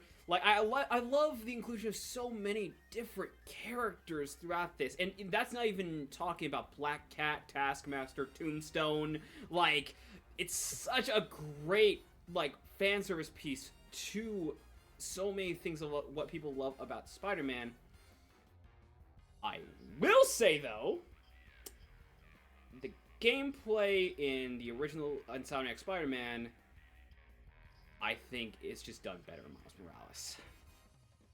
I think it's that the gameplay in the original gets stale after enough time, right? That and After also you beat up enough goons too many times doing the same combo of like up punch into web into throw, right? that and also the third person perspective levels where you can't play as Spider-Man and you're walking around with either Miles or Mary Jane Or MJ. No one liked those. like in Miles Morales, they had those segments, but you were stuck with Miles. And also, again, like, I put mine specifically because, let's be real here, dude, like, when it came out, like, the representation, dude, like, it's such a great fucking, like, in my eyes, this helped, like, get Miles Morales, like, so well on the map next to, and this came out around it, Into the Spider-Verse. Like, yeah, that was another big thing, is that it was launched with, you know, the best Spider-Man movie at the time it came out, right? I think that's a common opinion. Into the Spider-Verse is fucking fantastic. Oh yeah. And I think it helped give a little bit more into like an insight of Miles that Spider-Verse doesn't show. Yeah. Right? Right. I still have not played Miles Morales myself. I've seen it. It's really good looking. Yeah. My only complaint is that from what I can tell, it's kind of a short game. It is a short game, but at the same time, like, I genuinely, I mean, like, it's, if this was, like, say, well, Stray, for instance, where it's mainly just streamlined on a rail kind of story, where it's like, you could only do this much, and for how much it costs, I would absolutely complain. But the fact that Miles Morales is open world, and you have a lot more to do, and you just have a lot more options and everything, that, and, I mean, we want to talk about, like, in comparison to what we were talking about earlier on my list, Persona 5 Strikers, New Game Plus on this actually kind of kicks ass. I'm gonna be real. This game, I love playing a lot more, honestly. I just had a lot more enjoyable time. I know, yeah, it is a short story, and that's it. I mean, like, I guess you could argue the big strength of Marvel Spider-Man in its own way is the biggest weakness, which became a major fucking issue with the sequel, and that is fan service. Yeah, no, Like, I Spider-Man 2 like so much. Game. Yeah, I like so much of what the Marvel Spider-Man had with its fan service and everything, but again, that's also the problem with Spider-Man 2 is it's relying heavily on, hey, you guys like Venom, right? You guys like the symbiotes. Like, I think why it works with the original is that technically Marvel Spider-Man is an origin story, but not for Peter Parker. It's for Dr. Octopus. For Miles, right? And Miles. Right? That's the big thing. And that, I think, works well in that game because we're seeing a, like, early 20s Peter, right? Mm-hmm. He's a fucking mess. Yeah. But we see that juxtaposed with him having, like, an actual job and how everything falling through affects, like, his mentor. Mm-hmm. Right? And then he's also acting as a mentor to someone, even though he's not realizing it at the time. Yeah. I think that's why it works. Meanwhile, with the whole Venom plot in Spider-Man 2, very messy, very fucking messy in general, because we all, like, Harry's here, and it's weird how they kind of don't talk too much about, hey, where the fuck have you been? Oh, I've been around. Hey, here's a good question. You know how Dr. Connor said if a symbiote sticks to its host for too long, there's a higher chance of it being removed, not entirely going 100%, and that you could also, you know, have, like, the symbiote be permanent with you the longer it sticks? And you know how, essentially, Spider-Man at the end of the game got his own symbiote suit? Why didn't that happen to Harry? Yeah, no. Why? No, I haven't. Right, Why? Answer for that. The plot didn't demand it. Yeah, but right, Spider-Man 2 has its problems. I will say Tony Todd did such a fucking good job. Right? Mm-hmm. Fucking love that man. Rest in peace. Yeah. Yeah. with like you were bringing up like the origin story for Doc Ock, and I don't disagree with you, but I do feel like on some level it's just like part of me, as much as I love them, it's just like, do we need to have stuff like the Sinister Six all in this game? And it honestly, by the end, it just feels like it does just kind of feel like, in my eyes, they came as you know, as quickly as they went. Yeah, they definitely. I will agree on that. They definitely did not get spot. I think a little bit better if they weren't included. That way, they had more of a Yeah. meaningful spotlight. Yeah. I think it does fall off in that third act, right? Yeah. After like the Rikers outbreak and Silver Sable and all that, I think it falls off a little bit. And I think that's mainly because it's no longer focusing on the most compelling villain at the time. Fucking Lee, right? Yeah. Mr. Negative. Mr. Negative. Yeah. Really fucking He's a great. very fun villain, Yeah, absolutely. right? And, Is like, he doing? Is is he a good person? He's one of the few things I do No. like about Spider-Man 2, even. I didn't even know he had a main role in Spider-Man 2. He didn't I have a just main know a role. little bit of, like- I said he was one of the things I or- liked about it. Well, He had a okay. role. So I'd seen a bit of the gameplay. I haven't played it myself. I just know that like the parts of the Venom storyline that are very contrived. He has a major focus around. There's a major like revenge story Miles has with Mr. Negative for obvious reasons. Yeah, right. I like what they do with that in the end, the especially. Spider-Man special of goodbye to at least one of your parents. Yep. Yeah, they answered that question and everything. With Miles Morales, though, Yeah. what I was going to get into and everything was that I honestly think I kind of give it a lot more respect, because this is, again, it's staying on its own real 2 feet and having a chance to be its own. Very similar to Miles himself, like, he himself in the story compares himself to Peter. It's just like, when I got my powers, I thought things would be different. I thought I could do everything Spider-Man did. And the whole point of the game is, like, dude, anytime you talk about Spider-Man, you're always talking about Peter. You're always talking about the other one. But you're Spider-Man, and you can do this your way. And that's what I love most about it. It is Miles, literally, Spider-Man Miles Morales is him coming into his own as the character. And his story from beginning to end, I genuinely love. I love him going from being like he has this sort of makeshift kind of Spider-Man suit and everything. And yeah, he can't do everything, but he tries his damnedest to, from the suit to his actions, coming into his own and making his own decisions as the character to me. Like, I love Peter in Marvel Spider-Man and everything.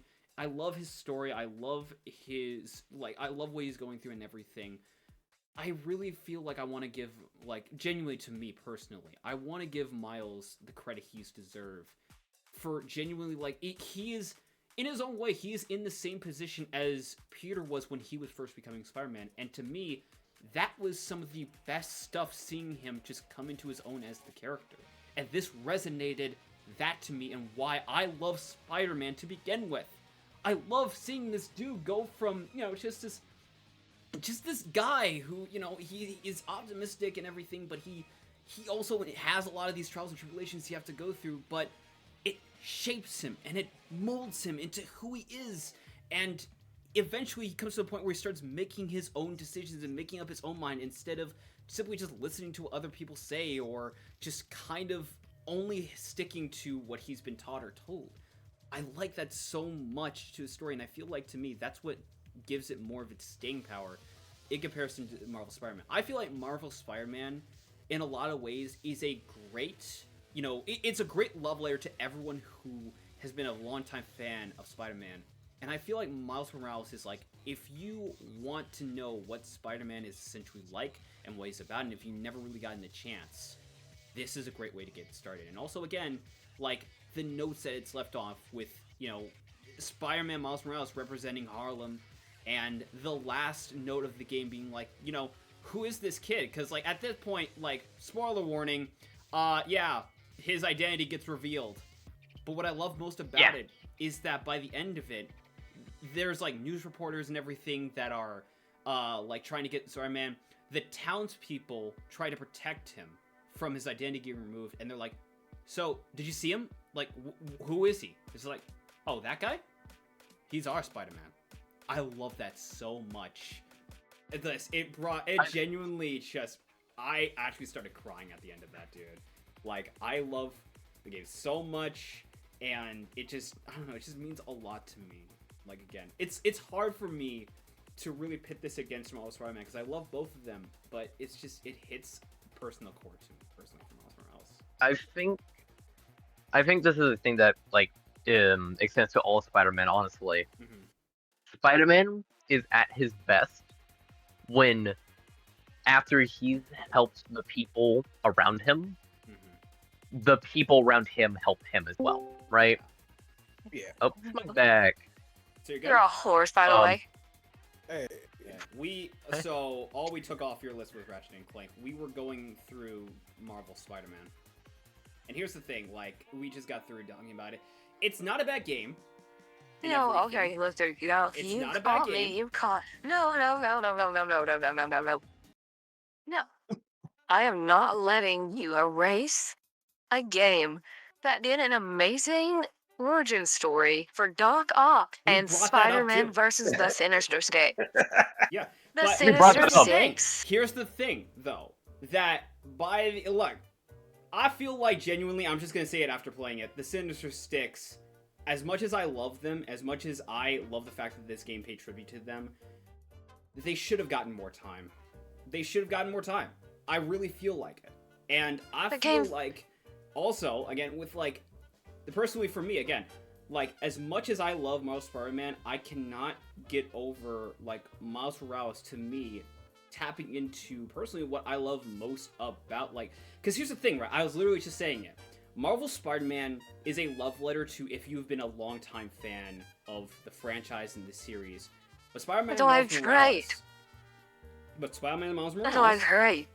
But Spider-Man and Miles Morales is... Yeah, I think that you're one of the worst villain.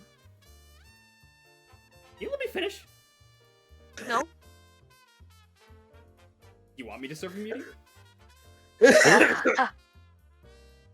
Spider-Man Miles Morales, to me, is a sign of, like, it's especially, like, reflective of its character. It is a game that is trying to stand up on its own 2 feet outside of the shadow of its predecessor. And to me, it going through that from beginning to end, that's what I love the most about it. I love what they did with Harlem. I love the representation. I love, especially the ending of the fucking game. Like, I love it so much. And yes, I understand. Like, yeah, Marvel Spider-Man having, again, it has this great story and focus around Doc Ock. It has this great focus around Mr. Negative until they decide to not focus on him as much anymore. Unfortunately. But, again, I just feel like, to me personally, and again, this is where I'm not gonna let it die. I feel like Miles Morales, to me, is just genuinely, like, if you are, you know, not, like, as big of a longtime fan of Spider-Man, or if you've only seen, like, some media and whatnot, Miles Morales, to me, next to Into the Spider-Verse, well, not necessarily Into the Spider-Verse, but Miles Morales, to I wasn't all about to let that slide. Miles Morales, to me, is, because I just realized, dude, Into the Spider-Verse is in the same camp of Marvel Spider-Man, where it's a good film, especially if you're a longtime fan, but Miles Morales, to me, is a good, if you haven't really been as big of a fan of this franchise or this series, and you want a starting point. I'm not saying that it's better by all means with its character arcs or anything, but I'm just saying, to me personally, I fuck with it a lot more because of that, as opposed to Marvel Spider-Man. Because, again, I love both of these games, but if you were asking me, hey, what would you prefer to, like, you know, play more, I would honestly say Miles Morales.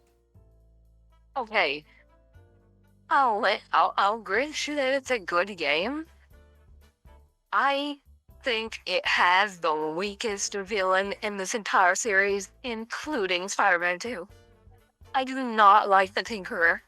I do not think they developed her enough. Villain, though. Well, no, she's not. But the game treats her like that, and I think we never get there. No, the villain in this is Roxanne. It is. But the game also tries to vilify her because she's an extremist, and doing what she's doing is going to destroy Harlem. She's literally one of the final bosses, Sozo. Yeah, but that doesn't automatically make her the fucking villain. That just makes her the final boss. Dude, that's like saying, okay, they're treating Peter like the villain in Spider-Man 2. Even though it's like, he's not really a villain. He's just obsessed with... He's not really a villain. He literally is going to kill Miles if Miles didn't stop him and tear the symbiote off of him. Yeah, but that at the same time is also like self-defense. Here's the thing, right? Like, we're talking about stuff that's like more nuanced and everything.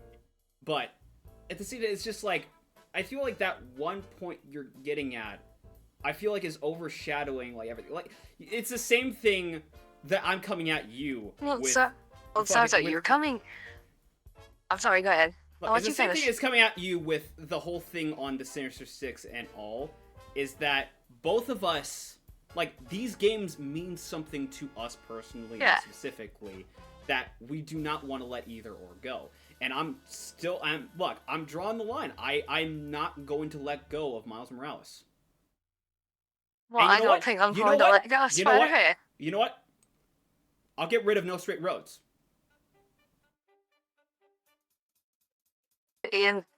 I'll get rid of No Straight Roads in place of Miles Morales. It's either Marvel Spider-Man or Spider-Man Miles Morales, and I'm not letting it go. Look, either you let go of Marvel Spider-Man or I let go of No Straight Roads. Let me ask this. Are you a longtime Spider-Man fan? Is that why you're coming at this from? It's better for newcomers. I am a longtime Spider-Man fan, but I also genuinely, again, respect this story for so much of what it does and what the whole story means. And it's, again, like, just the actual representation, because look, I'm gonna be real here. Like, I love the fact that they decided to make a Black Spider-Man and give him his own game. I don't give a fuck if people want to say, oh, but it's short. I don't care. I love the story of Miles Morales. I love what they did with this character. I love Harla. I love just the actual, like, the story from beginning to end with this fucking game. And I'm gonna be real here. I like the gameplay more in this than Marvel Spider-Man. And if you have a problem with that, can you please tell me? I don't have a problem with that. Yeah, can you please, like, if anyone has a problem with that, please tell me why the Mary Jane and Miles segments in Spider-Man 1 are significantly better than how they handled it in Miles Morales. They're definitely better than how they're handled it too. Like, the only segment I can let go, the only segment I can let go in 2 is, like, I think, like, the Mary Jane running away from Peter and the symbiote one. Because that one, that actually makes some level of fucking sense. You didn't like Mary Jane third-person shooter? God, so stupid. But, like... Anyway, here's the thing. I feel like we're getting really, really heated and really, really passionate. And, like, this is, like, outside of even the realm of joking. Now, this is not hyperbole or how we usually are. I'm not let go of Miles Morales. Well, yeah, that's why I feel like I can't let go of the first game either, because they work in tandem with each other. I'm offering up what? I'm offering up No Straight Roads in place of Miles Morales. I will literally torch Witcher 3 before I torch Spider-Man 1, dude. I will torch 90% of my list before I get that game up. How about this? I will be dead honest with you.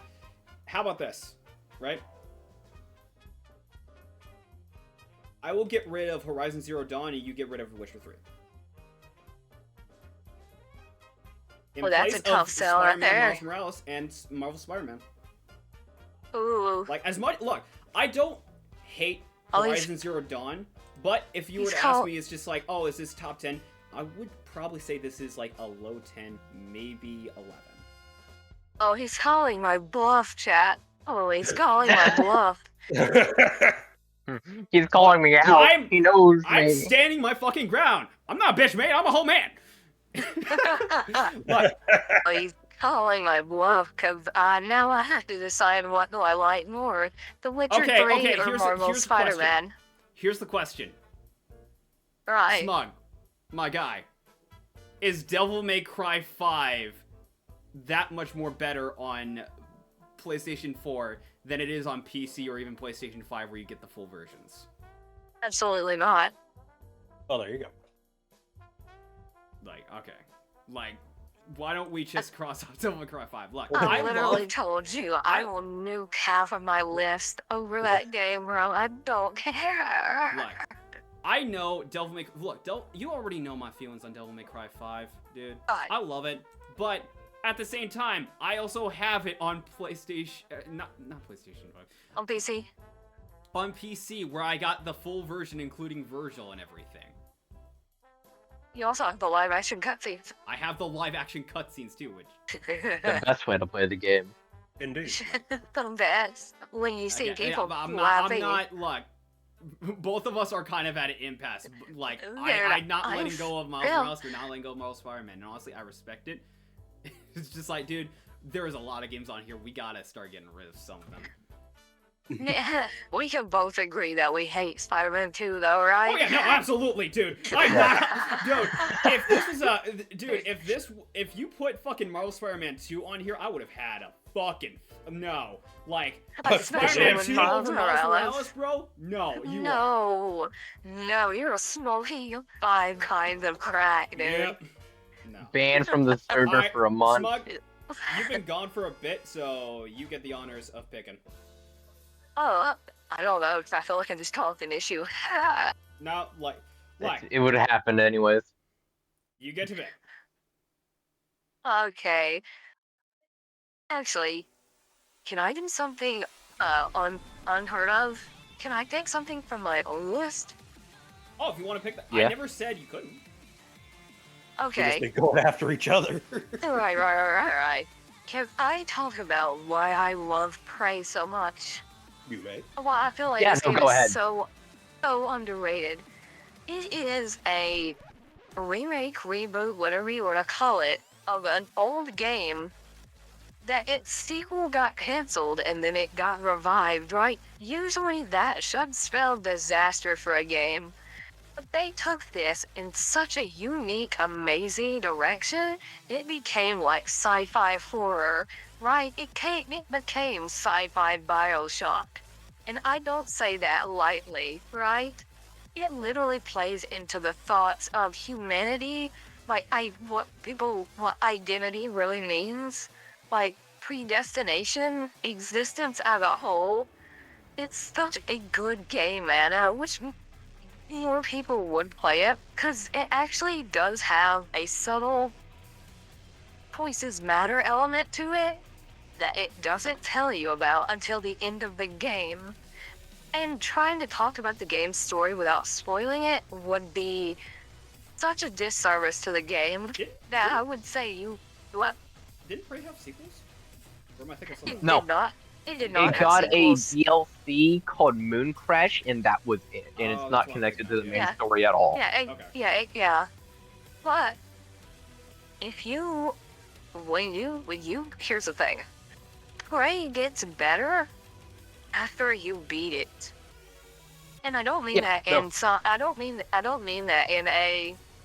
Oh, it gets better 20,000 hours in, whatever. I mean, you'll probably play the game and like it, but when you go back for your second playthrough, everything will suddenly click and you'll start getting, oh, wait, that's that. Oh my gosh, I didn't realize, you know?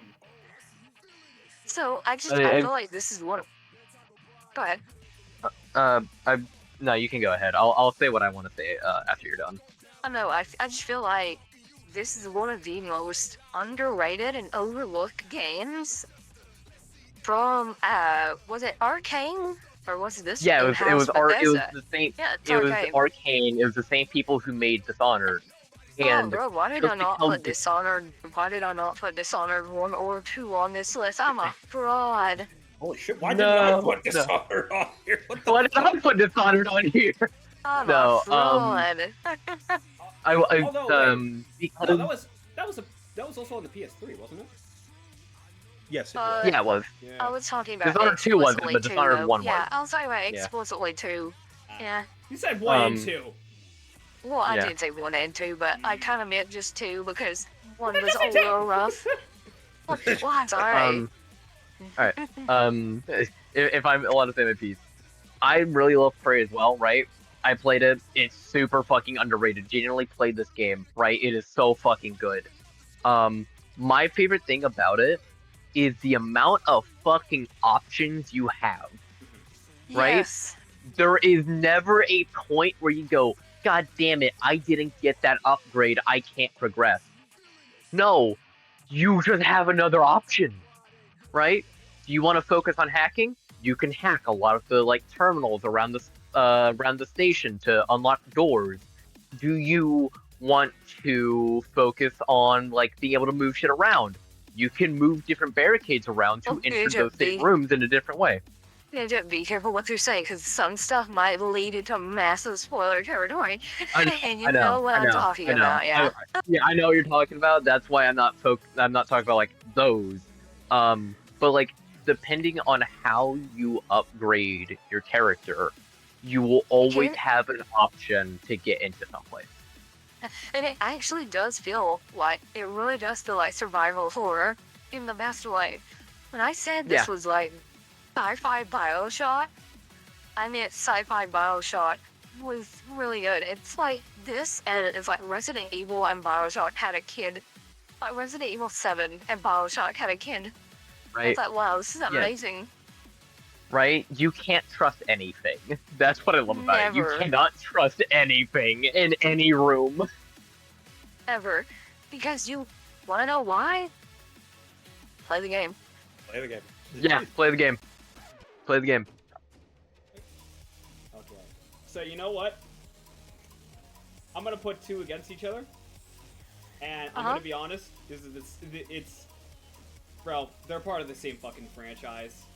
We gotta pick one or the other. Which is better, Evil Within 1 or 2? Evil Within 2. Two. Sorry. Sorry, Arashi. Bro, like, come on. Yeah, man. The first game had the first game. Arashi, what's your defense? Honestly, my main defense is that it's a whole nepotism thing. Yeah, it's Evil Within, the first one. If without it, you wouldn't have your precious Evil Within 2 and all that shit. I'm a whole shit. Yeah, but I hear you. Rush 1, you But would it's have just- Gravity Rush 2, and Gravity Rush 2 is superior. Yeah. The thing about the Evil Within 1 is it has such an identity crisis, I would say, because it doesn't know if it wants to be Resident Evil 4 or if it wants to be Resident Evil 1. It You know? it doesn't know if it wants that is to the be, problem. It doesn't know if it doesn't want to be Resident Evil or Silent Hill. Like I said, you said before, Ninja, it was cringe as fuck. Well, maybe I just like to just laugh at the cringe. Maybe I'm cringe. Right. But Yeah, that- like, but the so- thing is, That's sus. Alright, so we're doing Yeah. Within 1 being taken off? Yeah, it's fine. yeah. So, I like Evil Within 1 on its own. It's okay, but the sequel is just so much fucking better in literally every single way. God, preaching to the Like- choir on that one. I'm gonna kick Sand in Ninja's face the next chance I get. The fuck? Cool. That's never gonna happen. You know what? You know what? Let's keep this train going, and I'm gonna be that guy. Which is better? Lost Judgment or Yakuza 0? It's Lost Judgment, bro. Okay. It's Lost Judgment. I will have sorry. to concede this. I love Yakuza 0, right? Bias, it was the first game I played. I think it's fantastic. Lost Judgment is just so fucking good, though. Yeah. It is just so fucking good. I don't want to I don't want to devalue like your picks or anything, but dude, we're not making this top 10 Yakuza games. Wait. Top 10 Trails games.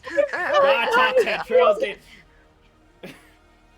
I only have one Sozo-sha. Yakuza game. Arashi's Yeah, a motherfucker but- has 2 of them. Yeah, again, Sometimes it's like, sad. that's what I'm talking about. Like, y'all motherfuckers put in a number of other Yakuza games, and I'm just like, dude, we gotta pick one out of the bunch.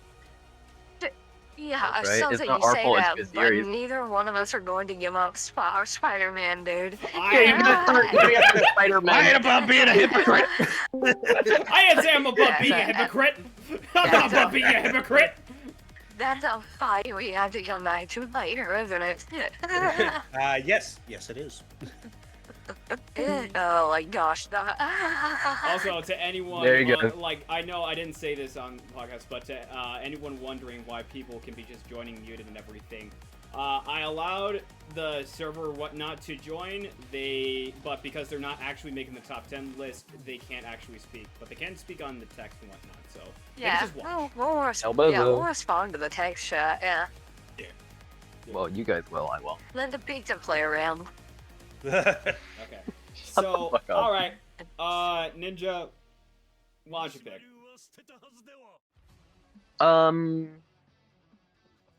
Okay. So, I'm not saying this because I think it's a bad game. I just want to know, Arashi, what made you pick XCOM 2? Is it when? Is it now you can make your jokes about the whole? Oh, you missed 99% of your shots. Yeah, every right. fucking time. Yeah, you you fucking. shots. The only game I've ever missed a 99%. You missed Like- 90. You can miss 95% on a melee strike. How do you do that? I know! To be XCOM 2. But in all seriousness, though, yeah, I know Yahtzee and Punctuation Zero talked about how XCOM 2 does have its issues. Like, if It's you right. can, it does have its issues, like the whole thing, and you can be, if you miss your shot, you can be seen by the enemy like 10 miles away through a bird's teardrop. Right. But I can, at the end of the day, I can still come back to it through Oh, yeah. with base management, with enemy variety, and if you can get past that infamous XCOM probability rate, you can break the game over its knee. Even more yeah. so, If- with the DLC War of the Chosen. It's really Yeah, fun, I- but here, It is Uh, really fun, but it here- is just here's that here, initial. It you sounds roll- like to me, XCOM 2 is to you what Darkest Dungeon is to me. It's a wow, this game fucking hates me.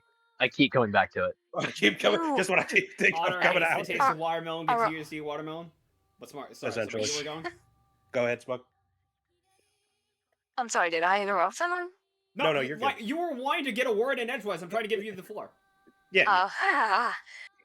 The thing about XCOM 2, though, right, is Arashi brought up a point Yahtzee made, and I can't unsee it now every time I sit down to replay the game, because he's right. They're like, the point he makes is that there are missions in XCOM 2 where the aliens, whatever, they'll set up, like, freaky, some, I don't know, supply cache or something with bombs, right? The problem Yeah. with that, we start the mission in stealth mode and they have no idea we're coming or will ever be around that supply cache. So why are you setting bombs on your own stuff? Is this some weird advent training exercise or something? Why? I know that's probably that's probably like a nitpicky thing, like very Cinema Sims, but I don't It's- know, it bothers me on like a It's that- gameplay perspective. It's like Yeah. if I you don't know, played they might be- yeah, it's like if you played Assassin's Creed and your target already knew you were coming, but then they just So he stand puts out a in the garrote open around anyway. his neck. Yeah. Yeah, that. I that is- mean, I maybe Advent is just a really big proponent of the Russian World War II strategy of you can't burn our shit if we burn it first, dickhead. Yeah, but they never know you're coming. That's the thing. Right. maybe they just burn their shit for shits and giggles. Like, I don't mind XCOM 2 being taken off the list, but Okay, so here's a question it- I also have. Like, was it a PS4 exclusive? No, it No, it was on PC. No, it's on PC. Would you say It's it on would be PC. better played on PC though?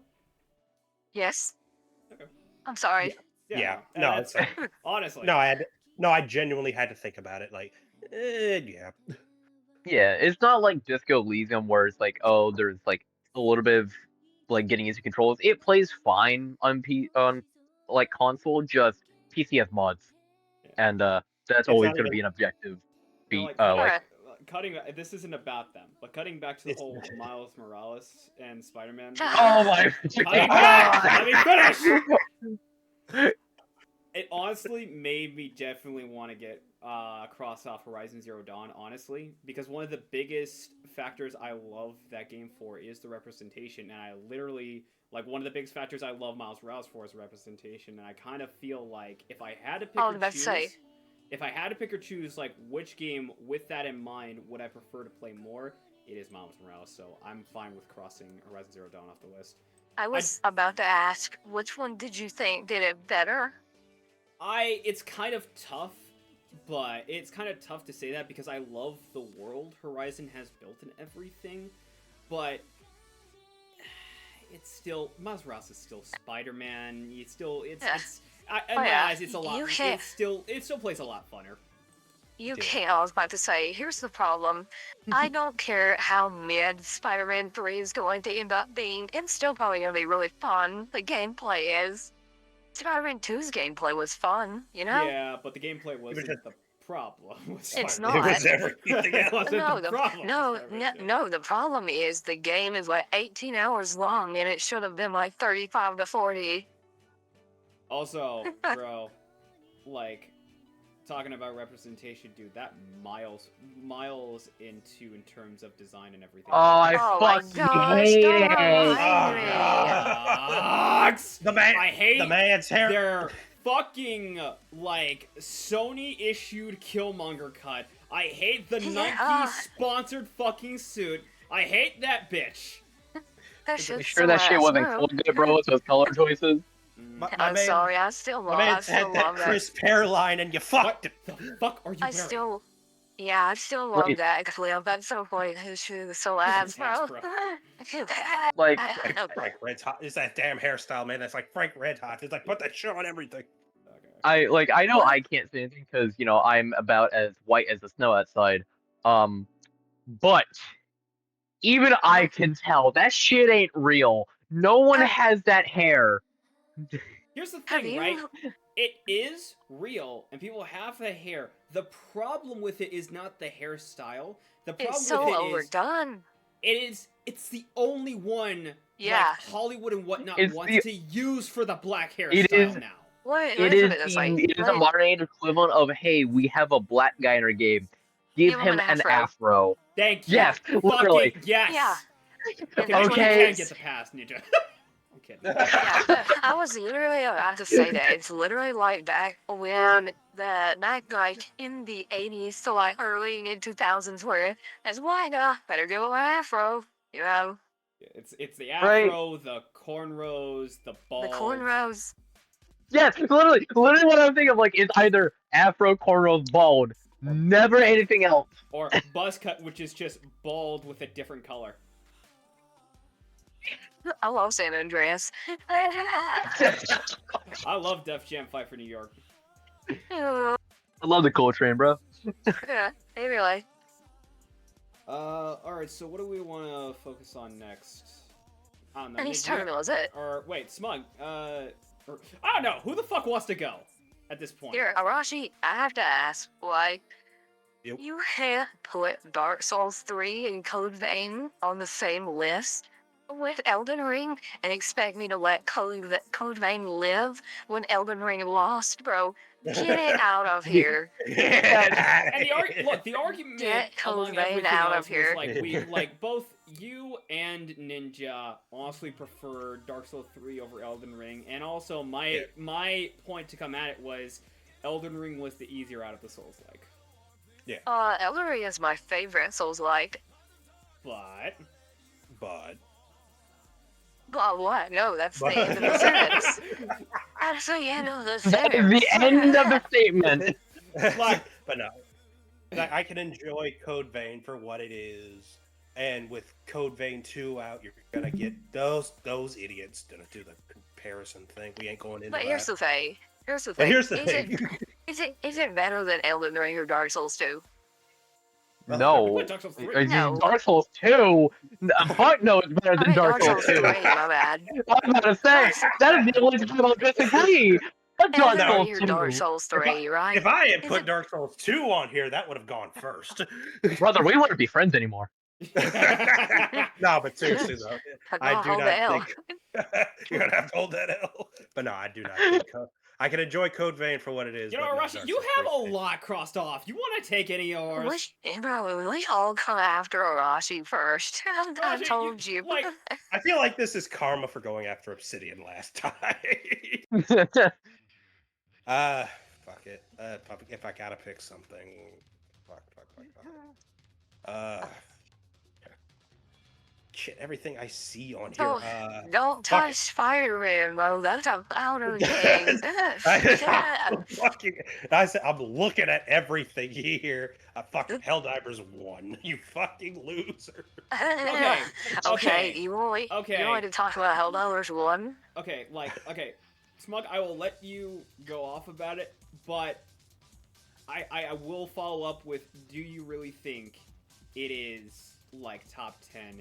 Followed by, just a reminder, PS Plus fucking exists for paid online games. Absolutely not. I put it on here specifically because I want to talk to you guys real quick, right? Yeah. I want to talk to this fandom for a second. Go ahead. Okay.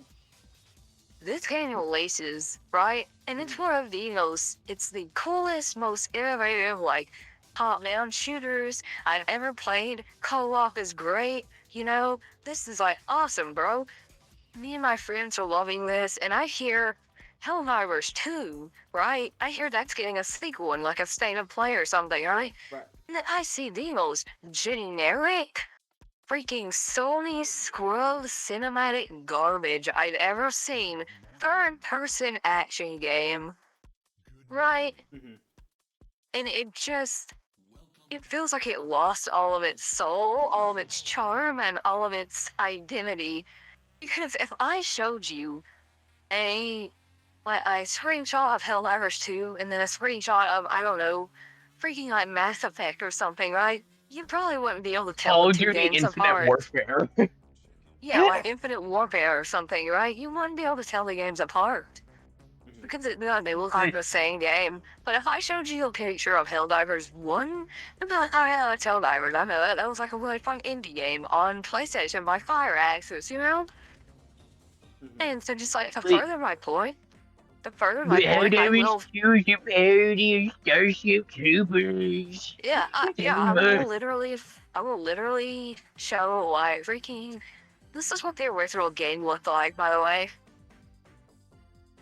It looks so much more like something like, oh, that's immediately recognizable, I'll put it in. Oh, that's I'll put it in Helldivers. the video and post, by the way. Yeah, that's Helldivers. I know what that is. And if I showed you, let's say, if I showed you, where is it? Like this, let me see. If I showed you a screenshot of, let's say, this, right? If I showed you this next, you'd be like, I don't know, Starship Troopers, I don't know, Why don't we go Mass from Effect? GTA 3's top-down mode to GTA 3 in third-person mode? Right, Yeah. No, it I really get it. does feel like, it felt like it lost a lot of its identity when it shifted into this. I don't know, I don't want to accuse the devs, because obviously the game's good, right? I'm not saying the game isn't good. Right, no. The fanbase would say otherwise. Yeah, the fan base. Well, Yeah, the fanbase could bitch about anything. yeah, I don't want to say that Helldivers 2 isn't a good game. Obviously it is. I had fun with it, right?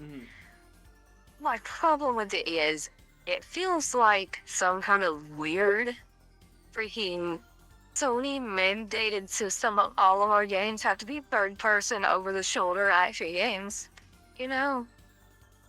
I don't disagree with you, but I will say that I think you're right. But yeah, I will get rid of Helldivers 1, obviously. I'm sorry you didn't share it on one. I'm leaving that because that's fucking cinema. Alright, but yeah, that's all I gotta say about it. I'ma just say on this list, we have way too many Souls-likes. Because they're good. Well, alright, you know I what? know, Here, can I go Look, next? it's a top 10 list. We gotta pick one that's above all of the others. May I go next? You mate. No. Yeah. Okay. Oh yeah, well, just for that. Joe, we're getting rid of Hollow Knight, right? Get it out of here. Okay, I'm not. Okay. I know for a fact Arashi would break up with you over that. I will reach to this phone and this computer. Look, I'm offended on behalf of that shit, dude. Oh, Where do you get off? Oh, we're not gonna pretend like Silk Song wasn't better. We are Okay. not going This to is pretend. Not, Oh, this yeah, isn't Silk Silk Song. Song. This is Hollow Knight. That gets its own video. Alright, I didn't include Silk Song on the premise of it was released far into the PS5 lifespan. Therefore, Yeah. it's Okay. the PS5 game, not the Yeah. PS4 game. Okay, so here, okay then, fine. Let's get rid of. Let me light this powder keg then. Smug, What before are you do you- it, Uh-huh. I asked him which is better out of all of these, Ghost of Tsushima and Nioh 2. And he chose Sekiro. So that Yeah. you know. Let's light this powder keg. Get your very slow garbage off this list, Ninja. Okay, hold on. Okay, hold the fuck on. Bro, the Obsidian, Okay. this isn't the Obsidian thing. He's here to defend himself now. Alright, No. So, Sekiro, you put so, Sekiro let him on cook. here? yes, and here's why. It is the most streamlined and fundamental fucking game they have made, right? It is the game where FromSoft has the most control over knowing how strong the player can be, therefore they can finely tune every fight with where you're at in mind, right? Finally. It- Yeah. Right? Therefore, leading to some of the actual best fucking fights in the goddamn franchise. I fucking love fights like Owl and Lady Butterfly because of the fact that it is designed with you only having one weapon in mind the entire time, right? But you know what the problem with that is? It's like those fights are at the start of the game, Ninja. Lady Owl is Butterfly not at and the start Owl, of the game. Yes, they are. They're in the first start Owl of is the not at game. the start of the game. Owl is when you're entering like the second half of the game. What's Okay, that? okay. Here's And a I compromise. like how you. I like. Ninja, my dude. Is Monster Hunter Yeah. World better than Sekiro? I like. I'm done. No. I love Monster Hunter World. I do not think it is a better game than Sekiro. Okay, but continue. It says, I'm willing to sacrifice one of my favorite games. I love how they can finally tune it because they know how strong you're gonna get, and they give you a freaking baby casual revive once every fight. What are we talking about, Ninja? Smug, I don't What are we want to talking hear about? that 3 health from. bars. I don't want to hear that from you after I had to beat fucking Metaphor. I don't wanna hear that from you. That's a different thing altogether. Fucking You it! know it. It fucking isn't it! You know it! That's a different issue altogether, and you Is it? know it, bro. Is Metaphor not the Souls like a JRPGs? No, it's not. It Get is! out of You here, fucking IG. know it! I don't Okay, want to darling. hear the no after we had to witness what I fucking went through. All right, Here's what I'll Jordan say about the Cantor, revive get out of Here's here. what Smug neglects to say about the revive mechanic. 1, you do not revive with full health. You revive with half of your health. 2, you That's do not get your health restores back. You still have the same amount you had when you died. And 3, you can only revive once per boss fight, right? Tell me, you're right. It's Let me less. ask this. It's less of a oh wow it's less of a oh wow I died. That doesn't matter. It's I fucked up. This is my chance to recover. No. Here. I'm gonna shut that down. Also, right? Imagine Dark Souls 3, right? You get the boss down low, right? You get hit. It kills you. Oh man, that sucks. You get to get back up. You immediately kill the boss. Oh wow, I'm so good at the game. No, you're not. You use a freaking baby crutch to get over the boss. You didn't overcome it Not a because you're crutch better. if the game expects you to use it. It's also not something that's specifically like a thing that like only fucking is a problem with like you could from that logic you could argue that's not really a problem with just Souls-likes because roguelikes do this too. Right? Technically, any game that gives you an extra revive could be considered a Dude, baby game. But I don't hear anyone out here saying Binding of Isaac is easy. Onimusha 1 is the precursor to the Souls-likes, and even they have fucking revive mechanics. Dragon Rod. Right? Cool, that's really not much of a problem later in the game. You know what, Ninja? Why don't You go? can easily, if you know how to play well, congratulations, you don't deal with Dragon Rod. Or you could just grind the fucking item to cure it at Dragon Head I Palace. have to grind an item optionally to deal with a crappy mechanic that shouldn't have been in the game to start with. Mug, That's your defense. on your fucking list, you have The Witcher 3. Don't talk to me! Oh, you. Okay. Oh, I'm sorry. He's got- Oh, I'm sorry. He's got I'm you sorry. there, I'm sorry. bro. Oh, got I'm you sorry. You mean the game that literally freaking won almost every award in a show, and yours couldn't even beat freaking Death Stranding? Dude, the so did walking Elden Ring, and we simulator? crossed it off the list. Don't fucking go there, dude. Okay. Awards don't matter at the end of the day because they're all just one giant jerk-off competition. It doesn't matter. I think Horizon Zero Dawn also won awards, and, and I was willing to let it go. Like, look, we're not pulling the award shtick here because by that logic, you know what also didn't win awards? Marvel Spider-Man. I you know what also did me, Miles Morales. Mm-hmm. So maybe that just goes to show that awards don't matter. Here's the thing, right? There are ways to freaking cheese Sekiro, right? There are ways to cheese any Souls-like. There's ways to cheese every Souls-like. No. I didn't even interrupt you. There are ways to cheese Sekiro, but there are ways to cheese every Souls-like, right? The thing about Sekiro explicitly, right, is that Ninja's presenting this as you only have the sword and parry. No, you do not. You have tools. They're the main tools you by the use. way.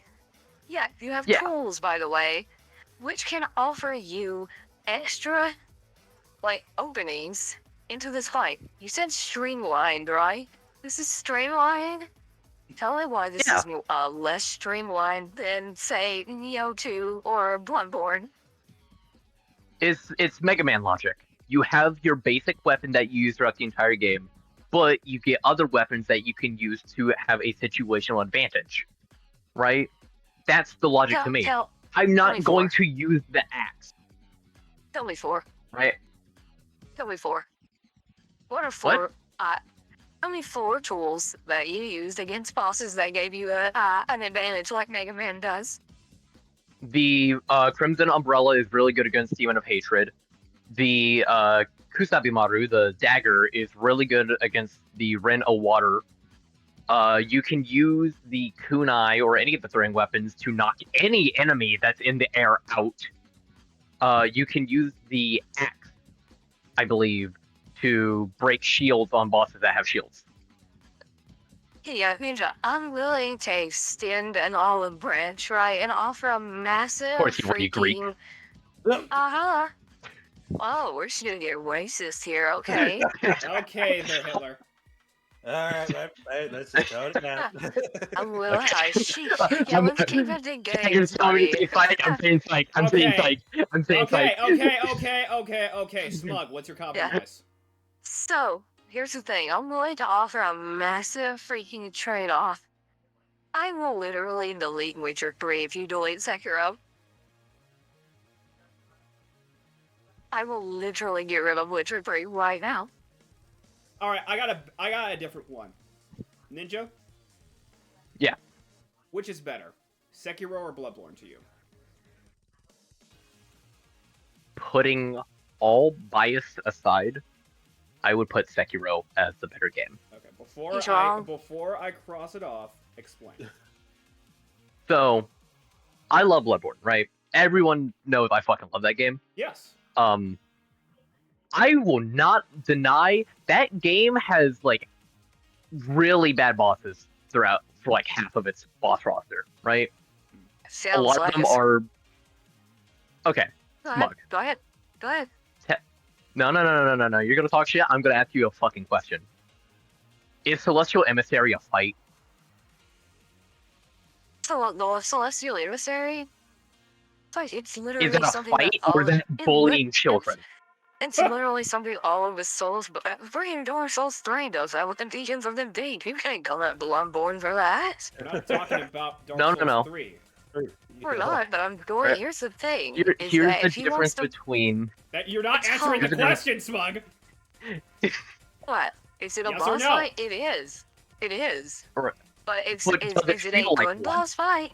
Is it a good boss fight? Probably not, but it's something all of the Souls-like games do. It's There's not a usually boss like fight. a Because literally all mob you're boss. doing is bullying a small blue child. That's all that fight is. Okay? Right?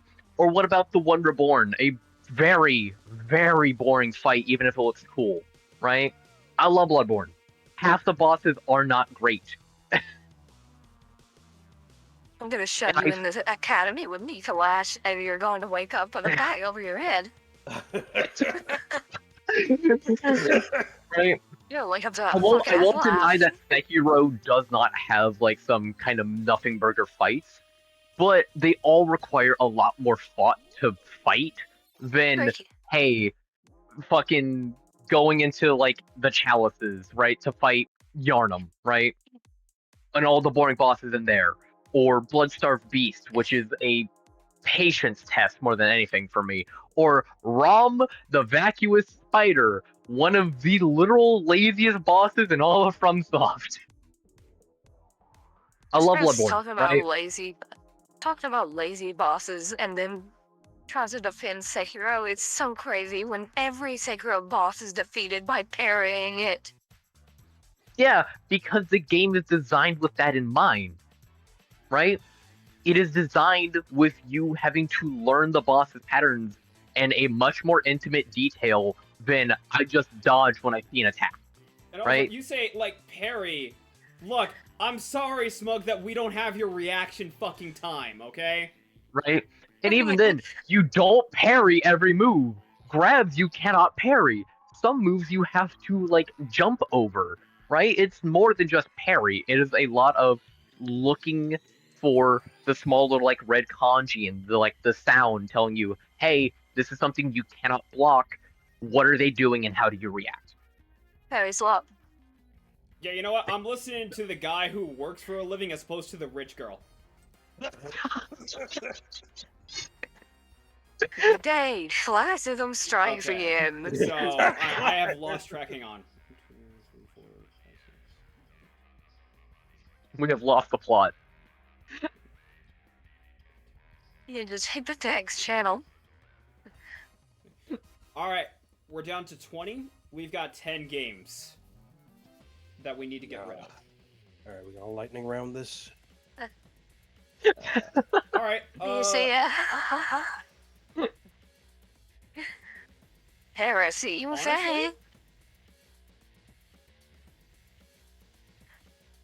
How do we, like, alright, I wanna bring these two up. Resident Evil 7 or Alien Isolation? Alien Isolation and Resident Evil 7 have problems. And I'm sorry for making it seem like I'm picking on Rossi's list again, but I have Here's the more thing, issues though. with Isolation than I do 7. Yeah, because like But I there, feel like it's a it's a hard question to ask because I feel like Alien Isolation is good throughout the entire game, but then Resident Evil 7 just it loses steam after a bit. It's a It hard loses. question. But here's the It thing, and I loses think steam we're at the very end. here's the thing, and I think we're like overlooking it. It's the fact that this was what saved Resident Evil. Because Yeah. before this, we had Yeah. 6. I would argue. Six. I would Yeah. argue it was the first thing in saving Capcom as a whole. Yeah. Like, Yeah. I really feel like I want to give it its credit too. I know, look, I'm not doubting Yeah, Alien I'll do- Isolation. I don't hate absolutely. that game. But if we're comparing, like, which is the better horror game, I kind of want to give Resident Evil its credit where it's due. Even then, like, even as a complete package with the DLC, Resident Evil 7 has some pretty fucking good DLCs. Right? That's a good point. Fucking, I'm not a big fan of, like, Not a Hero. That's the one I have, like, the least I was amount of, about like, to, opinion I was on. about to ask. Does that mean you But like the End of like Zombie Not a is Hero? fucking good! Yeah, but what was it? Tell him Zoe or something? End of Zoe, where you're playing as Zoe, Joe, yeah. I'm gonna fight these alligators with my hand Baker. I just threw it around there. Punching Like, what? molded with his bare hands. Now, I will give Alien Isolation its due credit Here's the If- question, though. I'm sorry. Go ahead, Rossi. Yeah, go ahead. because yes, Resident Evil 7 did save Capcom. I will give it that. After the travesty that was RE6. Among other things. Yeah. I'm on that. The other things. Yeah, but like we're still gonna give it to Resident Evil 7. Don't worry. But the idea that the alien adapts to your play style as a whole, and it doesn't make it too difficult. Like it makes it so where you're able to have fun being scared, because it's no fun if you're just scared all the time, and it changes itself accordingly. Like if you're a typical hider type of player in a horror game, it's able to see that. If you can be more aggressive, it'll change itself accordingly. Like I said, we're still gonna give it to Resident Evil 7. I just wanted to give Alien Isolation its fair due. Yeah, no, that's absolutely fine. Like, I was willing to give you this Yeah. shot. Yeah, let me ask a question because I don't remember if it's on PS4 or not. Resident Evil 7 or Resident Evil 8? Like completely unrelated. Well, Unrelated. They're both available on PS4. I just prefer 7. no, So, that's I fine. think- I think interesting. eight- And honestly, like, I think 8 is honestly- fantastic. Yeah. Go on. No. I honestly, I am more than willing to fight with Resident Evil 7 simply because, again, like we were saying, it is what saved it, like the Resident Evil and Right. also Capcom. I give it a lot more credit where it's due. I think Resident Evil 8 is fantastic. I just think Resident Evil 7 left more of an impact on me, right? Let's be honest. The only As, reason the only reason people actually like 8 is because half the cast is hot. I mean, I like the gunplay. Joke's on you. Right. I like because of what they Right. did with Ethan. But you are right. The Duke is a sexy beast. I'm sorry. Like, my brain is, like, having one of those moments. I am... Lady Demetrescu, which one was she in? She was an 8. 8. Okay. Yeah, that was the one that everyone- Okay. Yeah. Look, everyone was simping for Lady Demetrius. I was out here simping for Carl Heidenberg. 100% I would have gone with, I feel like Resident Evil 7 fits in more. Because if I recall correctly, Resident Evil 7 is the one with the fungus. Yeah, 8. And the only thing about the thing about 8 is 8 feels more like they tried to immediately copy Resident Evil 4, Yeah. and it's just like That- you can't. Yeah. That's the thing for me, is that it went from Resident Evil 7 was analogous to like the first 3. Resident Evil 8, hey, let's do Resident Evil 4. Again. Almost fitting considering how much moving more on. there is of it. So I was like, oh, there is a very nice amount. Alright, Arashi, did you want to pick something? Let me see. Don't worry, I'm still not touching Spider-Man. But if I've already see. Goofy ass laugh, bro. Just goofy ass. Fuck it. Final Fantasy VII Remake, Sozo. For Oh, as Okay, much look. as I No, go. speaking of porn, no, Yeah, you want to go against the Italian Senate. I get it. We always want to go against that. I am the Senate. hey, someone's cheating then. But okay, no, Like, you were saying? yeah, for as much as I like the remake, well, yeah, as much as I like the remake and I want to see what they do with it, it's just it plays better on the 5. I'm sorry. It plays fine on the 4. Mhm.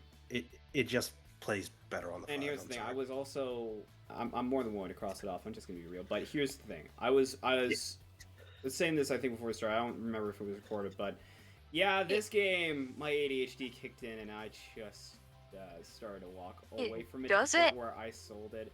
And let me finish. And I'm gonna be real here. I prefer the original 7 more, and the reason for that being is specifically what they do with Avalanche. Build these characters up and make you care about them before they die. Eh. Yeah. It doesn't help that FF7 remake isn't titled the way it is because it's a remake of FF7. It's a remake of the first disc of 7. Yeah, You know, it's the it doesn't remake of help. everything in, I believe, like And Midgar. also- It's everything Midgar. it's and everything also- Midgar. So I'm not saying this as a defense to keep it from being crossed off because I think it technically needs to be. No offense. No, it's fine. But here's the thing about FF7 Remake is that it does build the characters for Avalanche like way deeper than I think the original did, but that's like way later in the game. Yeah. So I don't know Yeah. if I don't know Again, if you got to that point, but yeah, my qualm with that is essentially exactly the reason why Donkey hates it got is better just- later. Look, Jesse and everyone else, like an Avalanche that Cloud has to hang out with, they introduce all these new story elements and these focus on these bigger characters before they eventually die. And it's like, look, if they were allowed to live on and everything, that's one thing. But the fact that you just added more of the story to these characters and they just kill them off makes it feel a little manipulative. And I don't like it. Like, okay, yeah, like, okay, granted, I don't think Avalanche's death in the original was all that sad because we barely got that time to know him. But the fact that you didn't change that in the remake, Yeah. and it really feels like you're trying to gaslight me. I'm gonna be real here, Square Enix. I have See- two other people. I have two other people in this call, I think, that have, but we can all agree that Rebirth is the better game, right? Yeah, Rebirth is really good. Yeah, I like out of remake. I like the honeybee show. Oh yeah, the Honeybee End. You would probably have a lot more fun with Rebirth then, because I'll- Rebirth is like I'll a let lot you know more. whenever I get a console that can play it. When you get the Steam machine, yeah. Hmm. If I'm allowed to interject, That's I an entire would Yu-Gi-Oh also- side quest. my main complaint with the remake, and this extends into Rebirth as well, I don't like the whispers, right? That is I- a big story problem. It's like they didn't Right. need this because they don't do I don't anything like with them. it. Also, I don't like them at I'm all. gonna be real. What the fuck is the point of the ghosts and everything? Like, That's what we're talking about. Those are the whispers. That's what we're I talking mean. about. It's just like, Yeah. what the fuck is the point? Because here's the thing, right? When I first played, I was like, oh, okay, because there were like guys in like these black capes and whatnot near like midway Yeah. into the end of the game. I thought that was setting up for the later of the end and everything, only to find out it's No. not. Yeah, They're the completely unrelated to the ghosts. And What I hate the the ghosts. fuck is the point? The guys, here's the thing, the It- guys in the black coats are related to the original game, right? Yeah.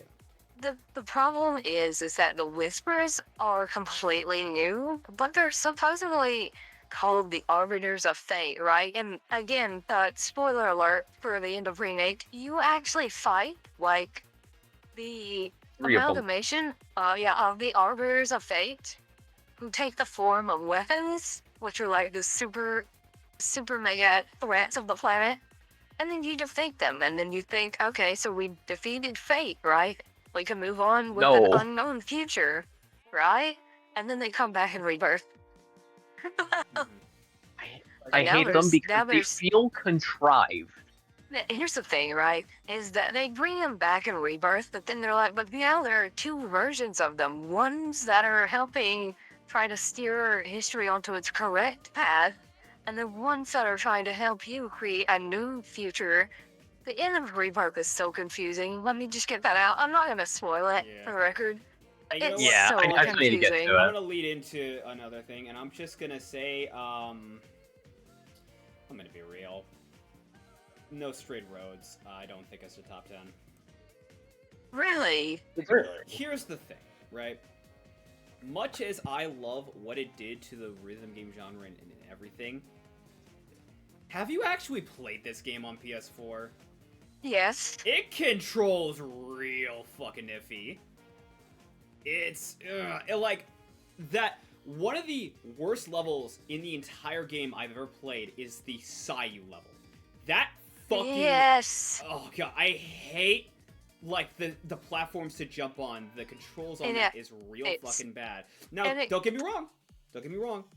I love this game, and I really am excited Yes. for the sequel. I love the music in this, and how adaptive it is, how the music will switch from EDM to rock, like, as the levels will go on. I love it so much. I love the transitions. I love the character designs. Oh my god, this has some of the best art direction and style to it I have ever fucking seen. Yeah. You know what? So here, I'll meet you in the middle. I'll get one of my I get rid of one of my babies too, right?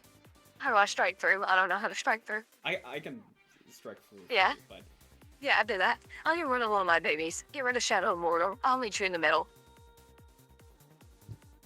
so just Shadow of Mordor in place of No Straight Roads, or No, in addition, yeah. okay. That's what I said. I'll meet you in the middle. Yeah, because, like, here's the thing. I love No Straight Roads, but, and I'm gonna be honest here, and I know I don't even think it's actually on there, but I'm gonna be honest here, and I know it's unfair, but if you were to ask me, what would I have preferred to play on PlayStation 4 for a rhythm game, I gotta be real, it would have been Hi-Fi Rush, but it's not on PlayStation 4, and sadly. Hi-Fi Rush it is a might be. better version of No Straight Roads in a lot of the gameplay, and I'll even argue the story, because the story is okay, but the problem I have with the story is that there is so much that is out of the main story that you can miss. Everything with DK West, everything with wow. like the other characters and so on and so forth, that like fucking Zeke's Yeah, man, I relationship love- with his ex-girlfriend and everything, like, all of that is kind of like, it doesn't really get centered on for the main story, and it can be missed, and so it just doesn't feel like we didn't get much time to spend on this. Like, I love No Straight Roads, but if you were to ask me personally, it's in a top 20s, but not in my top 10 personally. If I had to cut it. But yeah. So I am not a there are things I will defend till my dying breath, and shockingly, The Witcher 3 and Prey are not one of them, or Dragon Quest 11. I will fight tooth and nail for Bloodstained and normal Spider-Man. Right. So I'm just going Bloodstained to is throw really that good. out there right now. No, Bro, Bloodstained you is can't pretty good. Here, let me open up with this, right? You can't get more freaking aura farming than having a trailer of people talking shit about your game, right? And then saying, I'm going to prove you all wrong and showing a better version of it. Real, I remember seeing that where people were like, wow, the graphics look really bad. Yeah, And then he went, check this shit out. yeah, you can't get more badass than that. I'm sorry, dude. Yeah, you're And to only add in addition to that trailer, the game is also freaking amazing. Peak Metroidvania that actually understands the Vania part. Mm-hmm. Well, remember, He's the grandfather of the fucking genre, Yes, he made Symphony of the Night. right? It's Igarashi, right, doing his Yeah. own thing, and it's fantastic. All right. So we. So go. the reason I We've said got- that is because if I have to leave again, just know that Marvel Spider-Man and Bloodstained are the ones that I will fight tooth and nail for. Okay, so we have 6 left.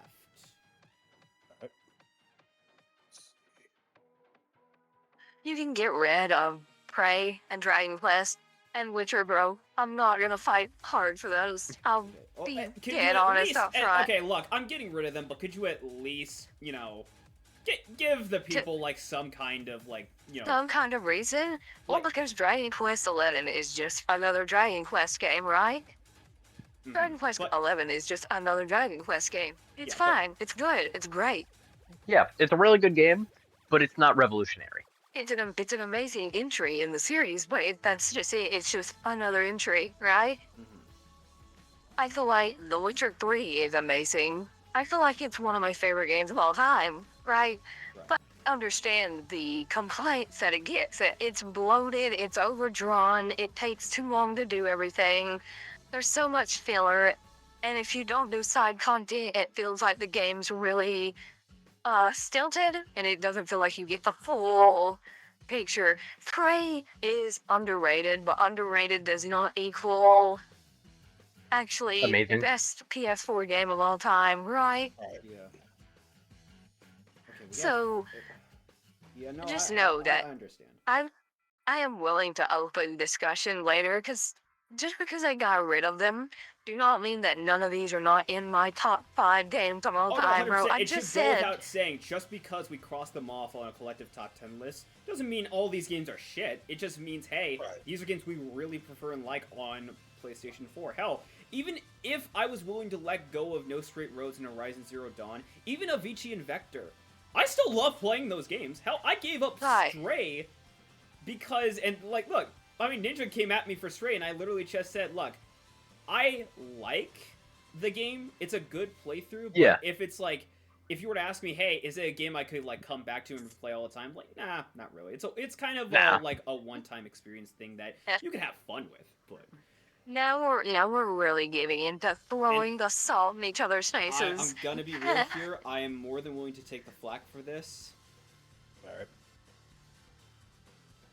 I feel like the only reason why I would want Doom Eternal on is simply because of the context.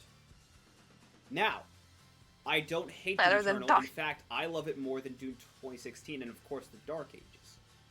But the only reason among everything else I put it on here, I'm gonna be real, aside from the fact that it's Doom, it came out next to Animal Crossing New Horizons.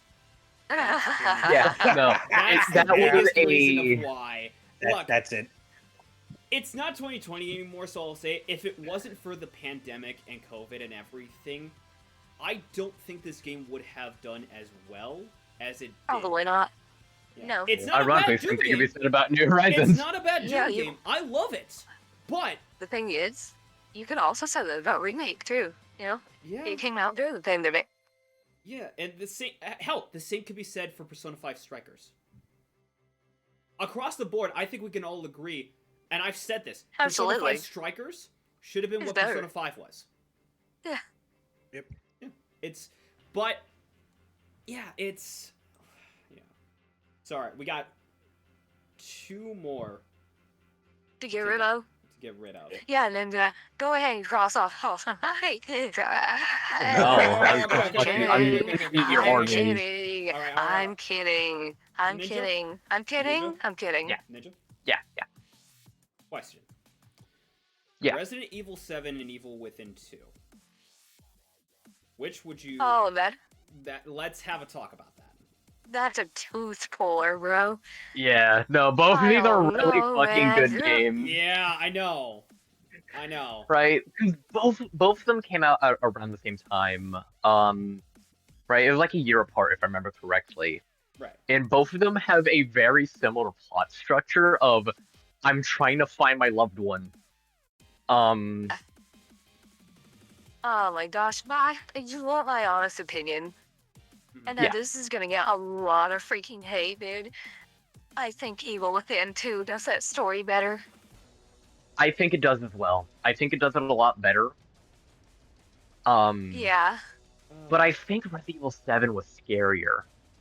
Well, that's what I'd say. What is Okay, the so basis? here's Which a one question. is Yeah, in terms of like top 10 horror games, like horror games? Yeah, because horror. honestly, because Evil Within 2 is more of an action game with a horror theming, Yeah. right? Resident Evil 7 is a horror game. Right. Evil Within 2 is more of an action game with horror. It's more like Resident Evil 4, right? Mhm. So if you want to say horror, RE7. I'd say it becomes that at a bit like at like the midway point. Early game Yeah. or Evil Within 2 is fucking horrifying. It is, but you But also I have think more ways to overall- fight back in Evil Within 2. Yeah. And I think Resident Evil 7 barely beats it out for me. Oh, yeah. And it's I was about to say, because I think it's because of the survival horror elements, right? The survival Yeah. part in particular. I Yeah, think because that here's- makes it. Go on. Go Yeah, on. because here's the thing. I never feel threatened in Evil Within 2. I never feel like I'm on the back foot or ever feel like I'm in trouble. In Resident Evil 7, I'm constantly trying not to piss my pants because Jack Baker may be around the next corner, somehow revived again. Right. You know? Yeah. Not to mention, I that think for me- that fucking opening, dude. Like, He Oh yeah, walked through no. The guest dude. house is so good. I think He- the main thing for me is I feel like I have to think more when playing Resident Evil 7. Oh, yeah. Right? Right? Well, I yeah, feel like I let's have to kill a think freaking- more. You have freaking Nemesis, who's a redneck now, chasing you down. Redneck Nims. It's not just that. It's the fact I have to actively in Evil Within 2, you can get so much ammo that it's not a problem. Yeah, it's not it's not Resident a Evil survival game 7? anymore. Anytime after conserve. any big encounter, you have to conserve your ammo in Resident Evil 7. Because after, like, once you're done with the Marguerite boss fight, how much fucking ammo do you have left? You don't. Yes. You have none. Also, You have hope 2 you did- shotgun shells and a bullet Yeah. save for yourself. Right? also, Like, hopefully, yeah. Also, hope you didn't like that flamethrower because you'll never find more fuel for it. you'll never. I mean, there's really not much point to it. The flamer's like mid as fuck after so Marguerite. are we in agreement of just by a hair, Resident Evil 7 Oh, yeah. going off of By Evil Yeah. yeah. by a hair? Yeah. Yeah. Fire. Yeah. I love both the games, right? I could not. Outside of this, I don't think you could ask me to choose one over the other. I fucking love both of them. Yeah. I love how this is this list. How we always subvert expectations and well, I know what's gonna be on the list. We were literally joking. Would you? I literally. That's the only reason why I got Ninja and Scott. Like, hey, would you want to be on a top 10 PS4 list to talk about why Bloodborne is number 1? And this turned out a lot Guess more. This what? turned out a lot more interesting and cutthroat than I think the PS3 list. I'm gonna be real. Bro, if the Spider-Man argument did not get people interested, I Okay, came and- back at the funniest and best Yeah. time Great. because, bro, I threw down for that game. He said, Hey, he Spider-Man- I'm like said, neck we and were- neck, dude. It's Yeah, he said If we were Spider-Man just didn't finishing do it, talking it- about it.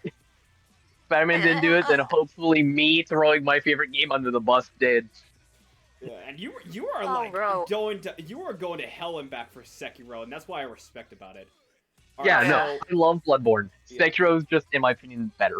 we got one more game, and I'm gonna be real, Arashi. Yep. Batman Arkham Knight. Now, okay.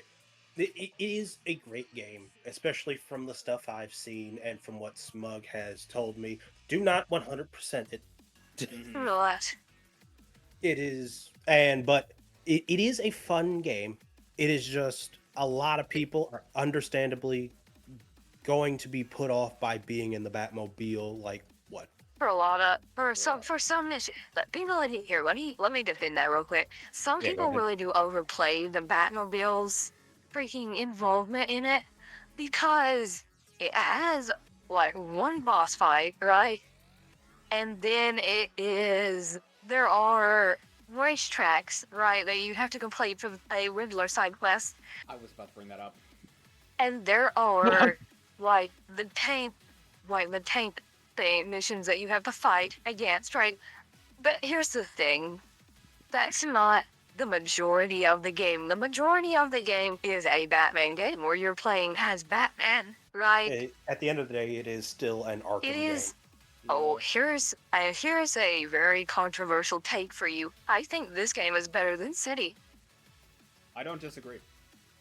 All right, I think everybody, this put game your is- pitchforks down. I actually I think this game- disagree, honestly.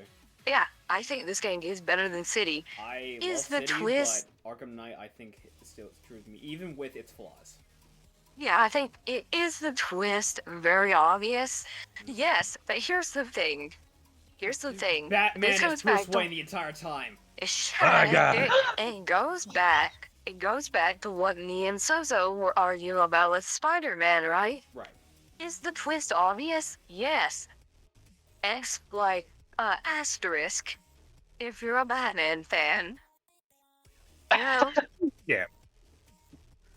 Huge parentheses. If you're a Batman fan. If you're not, you'll probably not see it coming, really. Oh yeah, no. I imagine for some people, if I remember correctly, it's Jason Todd, isn't it? Well, if you're just gonna spoil it, dude. Everything. I'm 10 years Jason old, Todd bro. is in the fucking Batman game? No way. Right? Look, like, people who About don't 10 know years Batman are ago, gonna go, who the I fuck is Jason Todd? Right? It's But yeah, the game is he 10 years is, old, right? and as you said, if you're not a Batman fan, that name won't mean anything to you. But yeah, he is. But yeah, Yeah. Okay, I just wanted to make It's sure. it's gonna mean something when he comes up, and but yeah, Cool. he They've is. had But yeah, 10 years to catch up. It's not my fault they never did their homework. What's on my call you? The boss said he made Suicide Squad. Okay, so I will. All right, we're like, look. It's without okay. We looking, though, I we will can say, cut it in okay, post. We can cut it in post. No, I'm leaving it, but I'm just saying, Arashi. Yo. But I will give you I'll give you an offer. Between Batman, Dark Souls, and Lost Judgment, which 2 out of the 3 games would you prefer to be on the top 10 list? Batman and Dark Souls 3. You will never let me get rid of Dark Souls 3. It's Damn. key, bro. Yakuza died. It lasted this long. The Look, fact I it am- lasted this look, long is I am- amazing. A very fitting feeling. I can't let go how of I feel about Dragon this series Rush right 2. now. I love Sakura No. Wars, and you will fucking meet me in hell over Miles Morales. I don't It's the same as know. Smug and Spider-Man and Bloodstained. It's Yeah. the freaking, it's the water moves clip. I'll kill all of mine list of why you're I'll kill 1,000 people before I let this company die! And I'll silence anyone who gets in my way! Yeah, Lost Judgment. The fact that it lasted Right. this long, props to it. It can Yeah, be honestly, we number can 11. say it's top 11 at this point. But yeah. It found okay. Judgment. Okay. I don't have any art. I didn't even have to defend the bloodstain that hard. It's crazy. No, Bloodstain's super good. It was the first the only Metroidvania I played before Bro, it's Bloodstained Bro, was it's Dawn of Castlevania. Sorrow. Yeah, Yeah. it's like it's Castlevania, bro. Legally distinct. The last one I played was, I think, one of the last games that Igarashi worked on. Yeah, it's literally Castlevania with the serial numbers hauled off. Don't tell nobody. Okay, so. Well, the joke is out, so now I don't know what's gonna make number 1. Because it was gonna be Bloodborne. But alright, so. Look, we made a PS3 list I hold no because regret. Maximilian Dude pissed us off, and we were gonna make Infamous 2 number 1, and we did. I hold no regret that's for my because- actions. Yeah, well, that's because we all 3 of us, well, no, not all 3 of us, I actually still hasn't been able to play it. That's crazy to me. Well, What? that was because me and Sozo fought tooth and nail for Infamous 2, bro. Arashi really. Oh. Once Arashi tried to come after it, I said, "Are you serious?" No, it was Resistance 3 that he came out. No, Oh yeah, it was. And yeah, mine yeah. was Need for Speed Shift.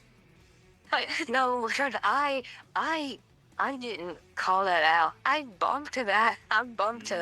Sure, By the way, sure, I literally sure. said. Like you wouldn't have cut it off if I wasn't here to stand my ground. Same way as how I would have cut off Marvel Spider-Man if you weren't here to stand your ground. Oh yeah, absolutely. Just like Spider-Man, No, I showed up in time, bro. No, it's you like actually it's did, like, dude. No, it's like that's Spider. Somebody's talking shit about Spider-Man. My spider sense So, went off, yeah. alright. Number 10. What do we want to make? If I was only being if I wanted to hit crap, I would choose Spider-Man games to be on the list. After I mean, at this point, if we're not two gonna get crap games. for crossing off Elden Ring, Lost Judgment, Like a Dragon 7, Alien Isolation, Monster Hunter World. Yakuza Yeah, yeah. 0, Bloodborne, Ghost of Tsushima, Nioh, Disco Elysium, Evil Within, Devil May Cry 5, We The made Witcher 3. And you know what the best part is? But we All the made people who are angry are very different political spectrums. But we... I was darling death on both sides of the aisle.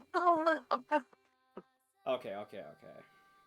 But here's the thing, dude. It's just so funny to me that, well, we had this entire tirade about not making more than one game from a series get on the list, and then instead of Spider-Man games are here.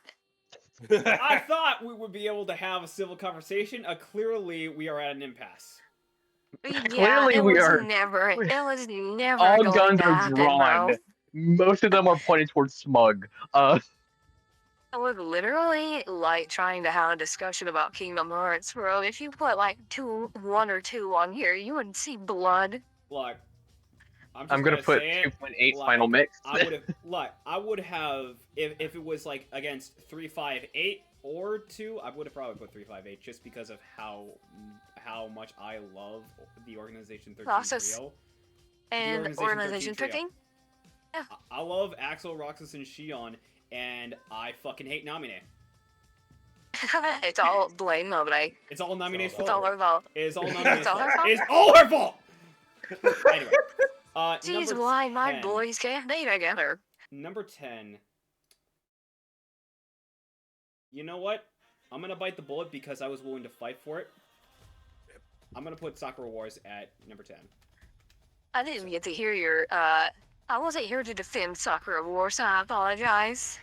But it made it, so it's okay. Because, like, I was willing It to made stand the your list. ground. The fact that it got to this point should tell you, but I literally have said, with how many JRPGs are on rails and how many of them have the illusion of choice, with Sakura Wars not only actually making your choice feel like it matters, but so much of the actual decisions and whatnot actually affecting your teammate and everything, from its battle to the relationships with the captain. The fact that the captain is an adult A and you character. can date a tall, tan-skinned, big-boobed mommy. Right. Also, not adding into the fact that he's not a self-insert. He's not a self-insert. He has his own personality. And the fact He is they a character. have... and again, I brought up the fact that we were dealing with Trails of Cold Steel literally before this. And the massive contrast. Going from a game that was all about dick-sucking nobility and the higher class and everything, and anime tropes and cliches that you couldn't avoid, to a game that has a relatable cast of characters and everything, mixed with a fucking, like, anime tropes and cliches that you can actively avoid with choices and get out of even when you fuck up. Like, that to me, I love. Hey, shout out to when we went through that one list though, and I brought Sozo that had to shit play. up about Yeah, the we top brought that up. 45 Play- soccer girls. Did you put So number sad. 1, the 13-year-old? Yeah, I had to play all I'd got at the end of that list. Mm-hmm. Okay, the number 9.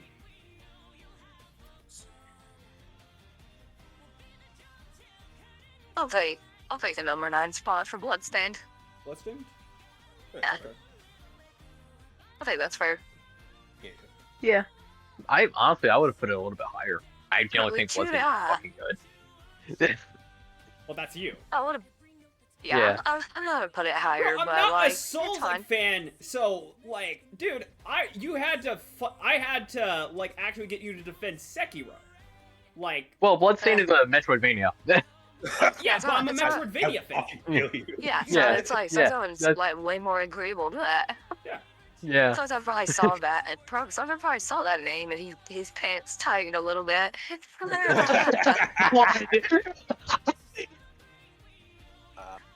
Also, we can- said not the same kind of game, and yet we put Hollow Knight and Bloodstained in this list. You know what? No, we Fucking said throw not Hollow the Knight, same Hollow Knight up there as series. well. Hollow Knight, Yeah. Right? I think Hollow Knight and Bloodstained are comparable Metroidvanias, just in different ways. Yeah, Right? They're both literally really they're literally 1-to-1, and I don't mean that like they copy each other. I mean, if you ask me which one's better, I would say you're just gonna have to shoot me, bro. Motherfucker, roll the dice. You better just The kill coin. me. That's my answer. And okay, so Hollow Knight at number 8. I mean, like, hey, like, I'm just happy that Hollow Knight made top 10. Honestly, Some motherfucker's gonna get hard and go, why isn't Hollow Knight number 1? Because Oh, fuck wow. you. see the fucking list. I'm sorry, your taste is so closed-minded. Also, unrelated, Sozo, I will give you this though. Miles Morales has the better opening. I It really does. love Alive from the first Spider-Man game, but I think Miles Morales 1 has the better opening. Oh, yeah. Or Miles- yeah.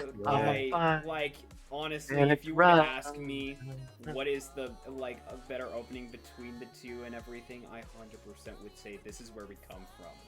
It's so much Yeah. better than Alive. I feel like that's the better opening because it actually speaks to like the entire plot of the game, Yeah. and it ends on that too. It, like, So, you know. no disrespect to Alive and Marvel Spider-Man, it does feel like a... I mean, it does feel like one of those, like, live-action self-insert kind of songs. Like, we got the licensing for it, we're gonna use it. Yeah. And on top of that, I feel like this is where it come from speaks so much because I feel like it was a song that was actually created for the game. Bro, the amount of people that freaking popped off for Miles Morales getting his own game. The entire reason I bought a PS5 before I knew that it wasn't exclusive. R.I.P. Well, this is wholly worthless. I mean, it looked nicer. It allows me to play for 160 frames. Shut up. You I- know, let's not go Sekiro at number 7. No, I'm kidding. Number 7, though, how do we... Maybe? I don't know. Maybe do we want to go for the meme and say Resident Evil 7 at number 7? Yeah, I was thinking 7 for 7. Yes. You get I'm you fine have with the that, power yeah, to do the that's fine. funniest thing ever. Right? Resident Well, 7 is... you can say- It's my favorite I Resident love Evil. Resident Evil 7, but is, you know, if you had a gun in my head and say, is it better than all the other games? I would be like, No. it's a good horror No. game. It's a really it's- fucking good horror game. You're never beating Um, 4, dude. You're never beating 4. I'm sorry. There will never be a I- better Ray. I think I'm in the minority. Like, he's running from the border. Get him! Oh god, Evil Dead is on my hand! Okay, number 6. My mom asked if the dishes were washed. I said Sekiro. Did she do that? How about, because of what you were saying, I'm thinking I mean, for number 5, I feel like we could put Marvel Spider-Man number 4, Miles Morales, just because you said you like the opening better. That's fair. Yeah, for number 6, Batman Arkham Knight? I'd say Dark Souls 3. Yeah, that's fine. Oh. Yeah. Batman Arkham Knight, yes, it does have problems, but it's Yeah, still it good. has- It is still good. It just has. Barman. I need to play Barman now.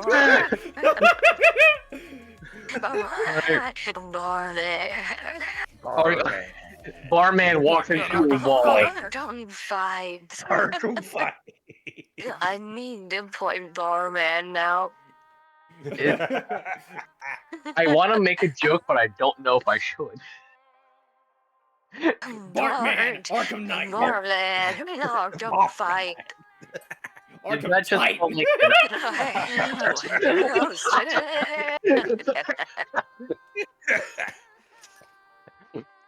Arkham inside. Arkham. Inside. Arkham fight. Alright, so...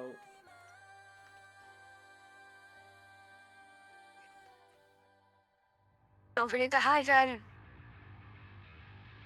Fuck the hype. There's a hyphen between spider and man. I can tell you're saying it and without the number hype. 3, Dark Souls 3? Yeah. Absolutely. Crystal 3. Did I read Rush 2 better be number 1, bro, or I'm gonna crash out. I was literally about to say, Ninja, how are you with Sekiro being at number 2? I'm fine with that. I am more than fine with Because that. here's the thing, right? And this is my biggest defense. Sekiro was on other platforms, right? Yes. Yeah, it Oh, was Gravity on Rush Rush 2 PC is and Xbox. only on PS4. Yeah, it is a PS4 exclusive. Yeah, and on top of that, like, dude, if you were to tell me, like, if you were to ask me, like, alright, I'm getting a PS4, what game should I get? Shadow of a Rush 2. Doubt. Gravity Rush 2. 1 and 2. Yeah. Yeah, 1 and 2. My hand wants it! My hand wants it so bad! Again, Evil Dead is back again, his hand! I want Boy. Gravity Rush 2. I look. PS4, Gravity Rush 2 is such a good fucking game. From its story to its characters. And the gameplay is unlike anything on this list. I am not sorry to say that. I don't know. Here's the thing. Sony is so obsessed with superhero games, they literally had their own brand new original superhero game, and Yeah. they just let it rot. Yeah, and they just let let it the rot. studio die until they said, alright, let's get those guys back. And they made Astrobot. It's like, can you let them do Gravity Rush If 3 now, anything- maybe? I'm just gonna say it, this is a bigger spit in the face to Sony than Spider-Man, Miles Morales, or Marvel Spider-Man, or Dark Souls, or even Yeah. Bloodborne. Or Bloodborne. making the number 1. Because this shows, hey, what is the top 10 PlayStation 4 game? It's Gravity Rush 2, a game that is the antithesis of everything Sony is. Of everything Sony is standing for. I almost said Marvel, and technically speaking, yeah. Yeah, and also Technically correct. The best also, kind of the game has such good representation without actually having to say it has representation, you know? Yeah. Any final closing thoughts before I have to hop off and run away? Your opinion about Sekiro is wrong. Oh, well, no, it's okay. Don't worry, it got number 2. Baby got his model. I got Miles Morales bigger than Marvel Spider-Man. I am happy. Also, Sakura Wars Damn. on the list. I am fine with that. Smug always lost. That's good. You see, the real twist here, Ninja, is I love all of these games. So guess what? You're owned. He's like, I'm yeah. not owned. You say as you're crying behind your monitor. No, that's right. So, I have a question. When are we doing top 10 PS5 games? Yes, 5 games. When? What? It has how games? how about 2,136? How about 2050? Look, alright, go through your table beyond there, but that's because there's no other choice. There's now. no choice. Dude, the only games I Yeah. can count right now are fucking Astrobot and Ghost of Yote. That's it. Ghost of And Yakuza. then, And guess what? Sozo, It's a better what game. about Wolverine, Sozo? What It's about no Wolverine? PC. It's Go to no P- PC. Go to PC. Oh my gosh. Top 10 But what Xbox about games. Returnal, guys? What about Returnal? I'm gonna shove you in a What's locker Returnal? with That's the... when you were a kid, weren't you? Listen, I'm gonna shove you in a locker with the Soros fans, okay? Get out of here. I am... Honestly, it says something that a number of these games kind of started to fall under similar genres and everything at this point with Yeah. PS4, because I don't think we unlike say the PlayStation 3, we weren't getting as many variety with our games. I think it says something about how at the beginning of the PS4 and onward, a lot of homogenization happened, right? A new trend came out, so everything jumped on it. And I think that unfortunately results in a lot of lacking diversity.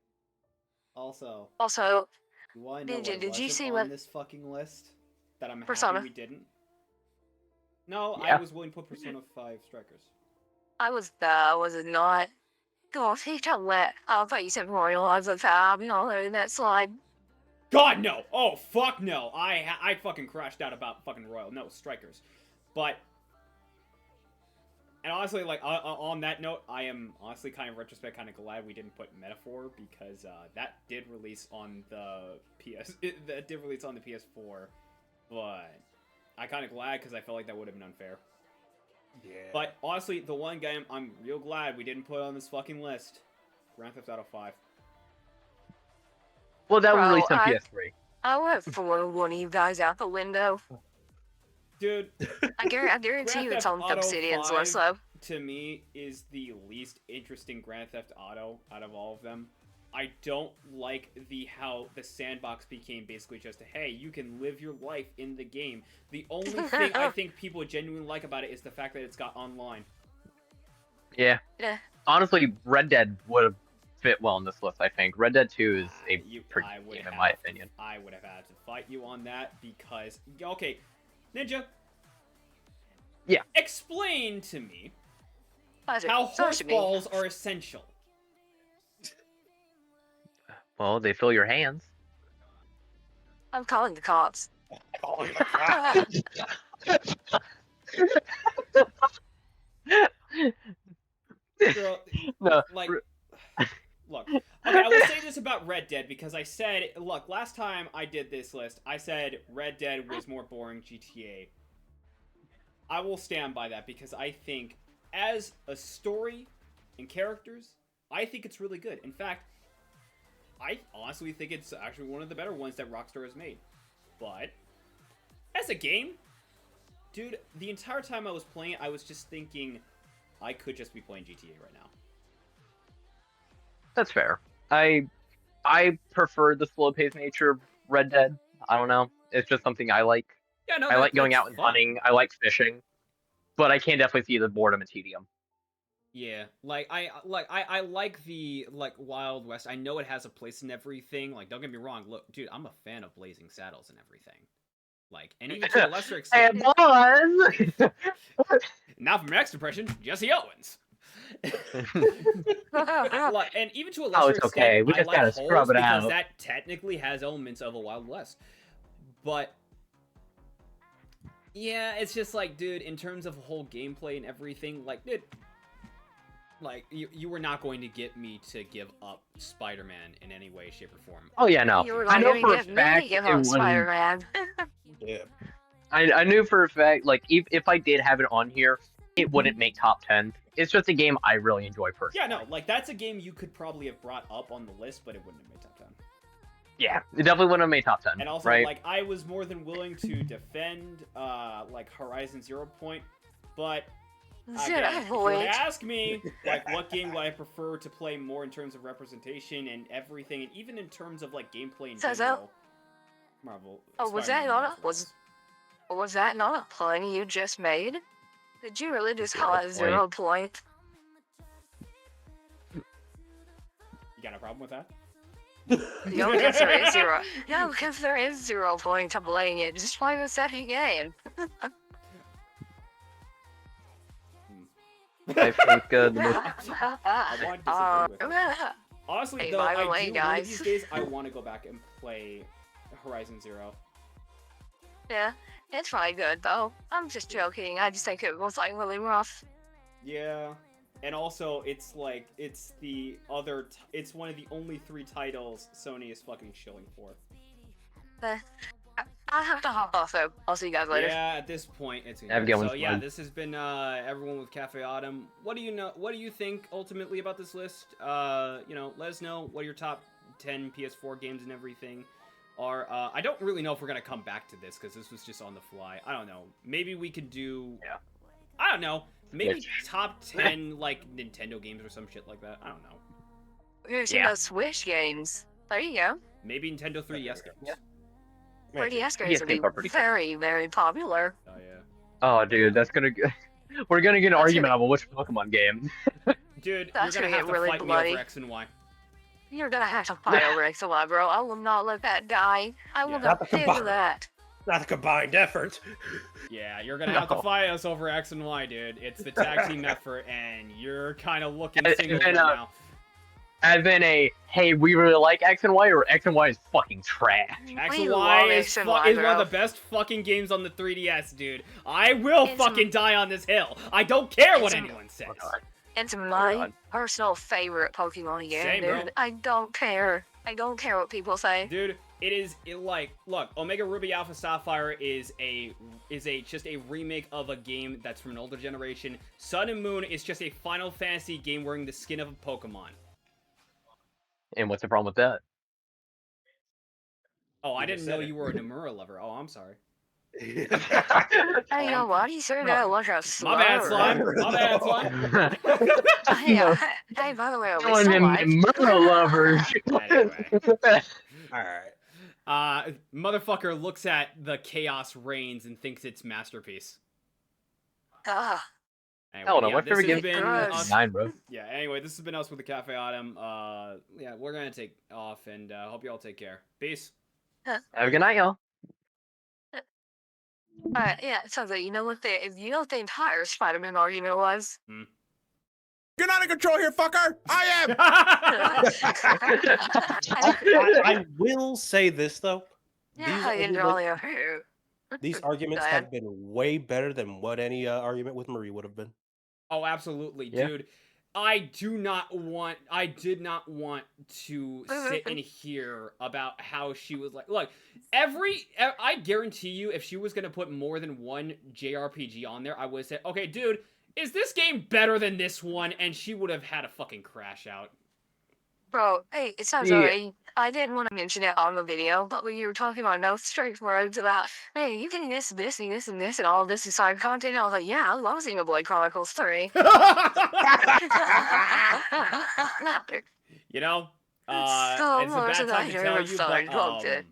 I didn't hit stop record yet, so this is just gonna go in the video at some point. Yeah. Oh, no. Oh no! Oh, no. What up, YouTube? Ain't nobody really know me. Set my squad, my homies. Flow like water, I'm just coasting on that Hosey Brody. Never got time for Hosey, but I ain't never lonely. The only centerfold I got to post it, who I'm gonna be rolling on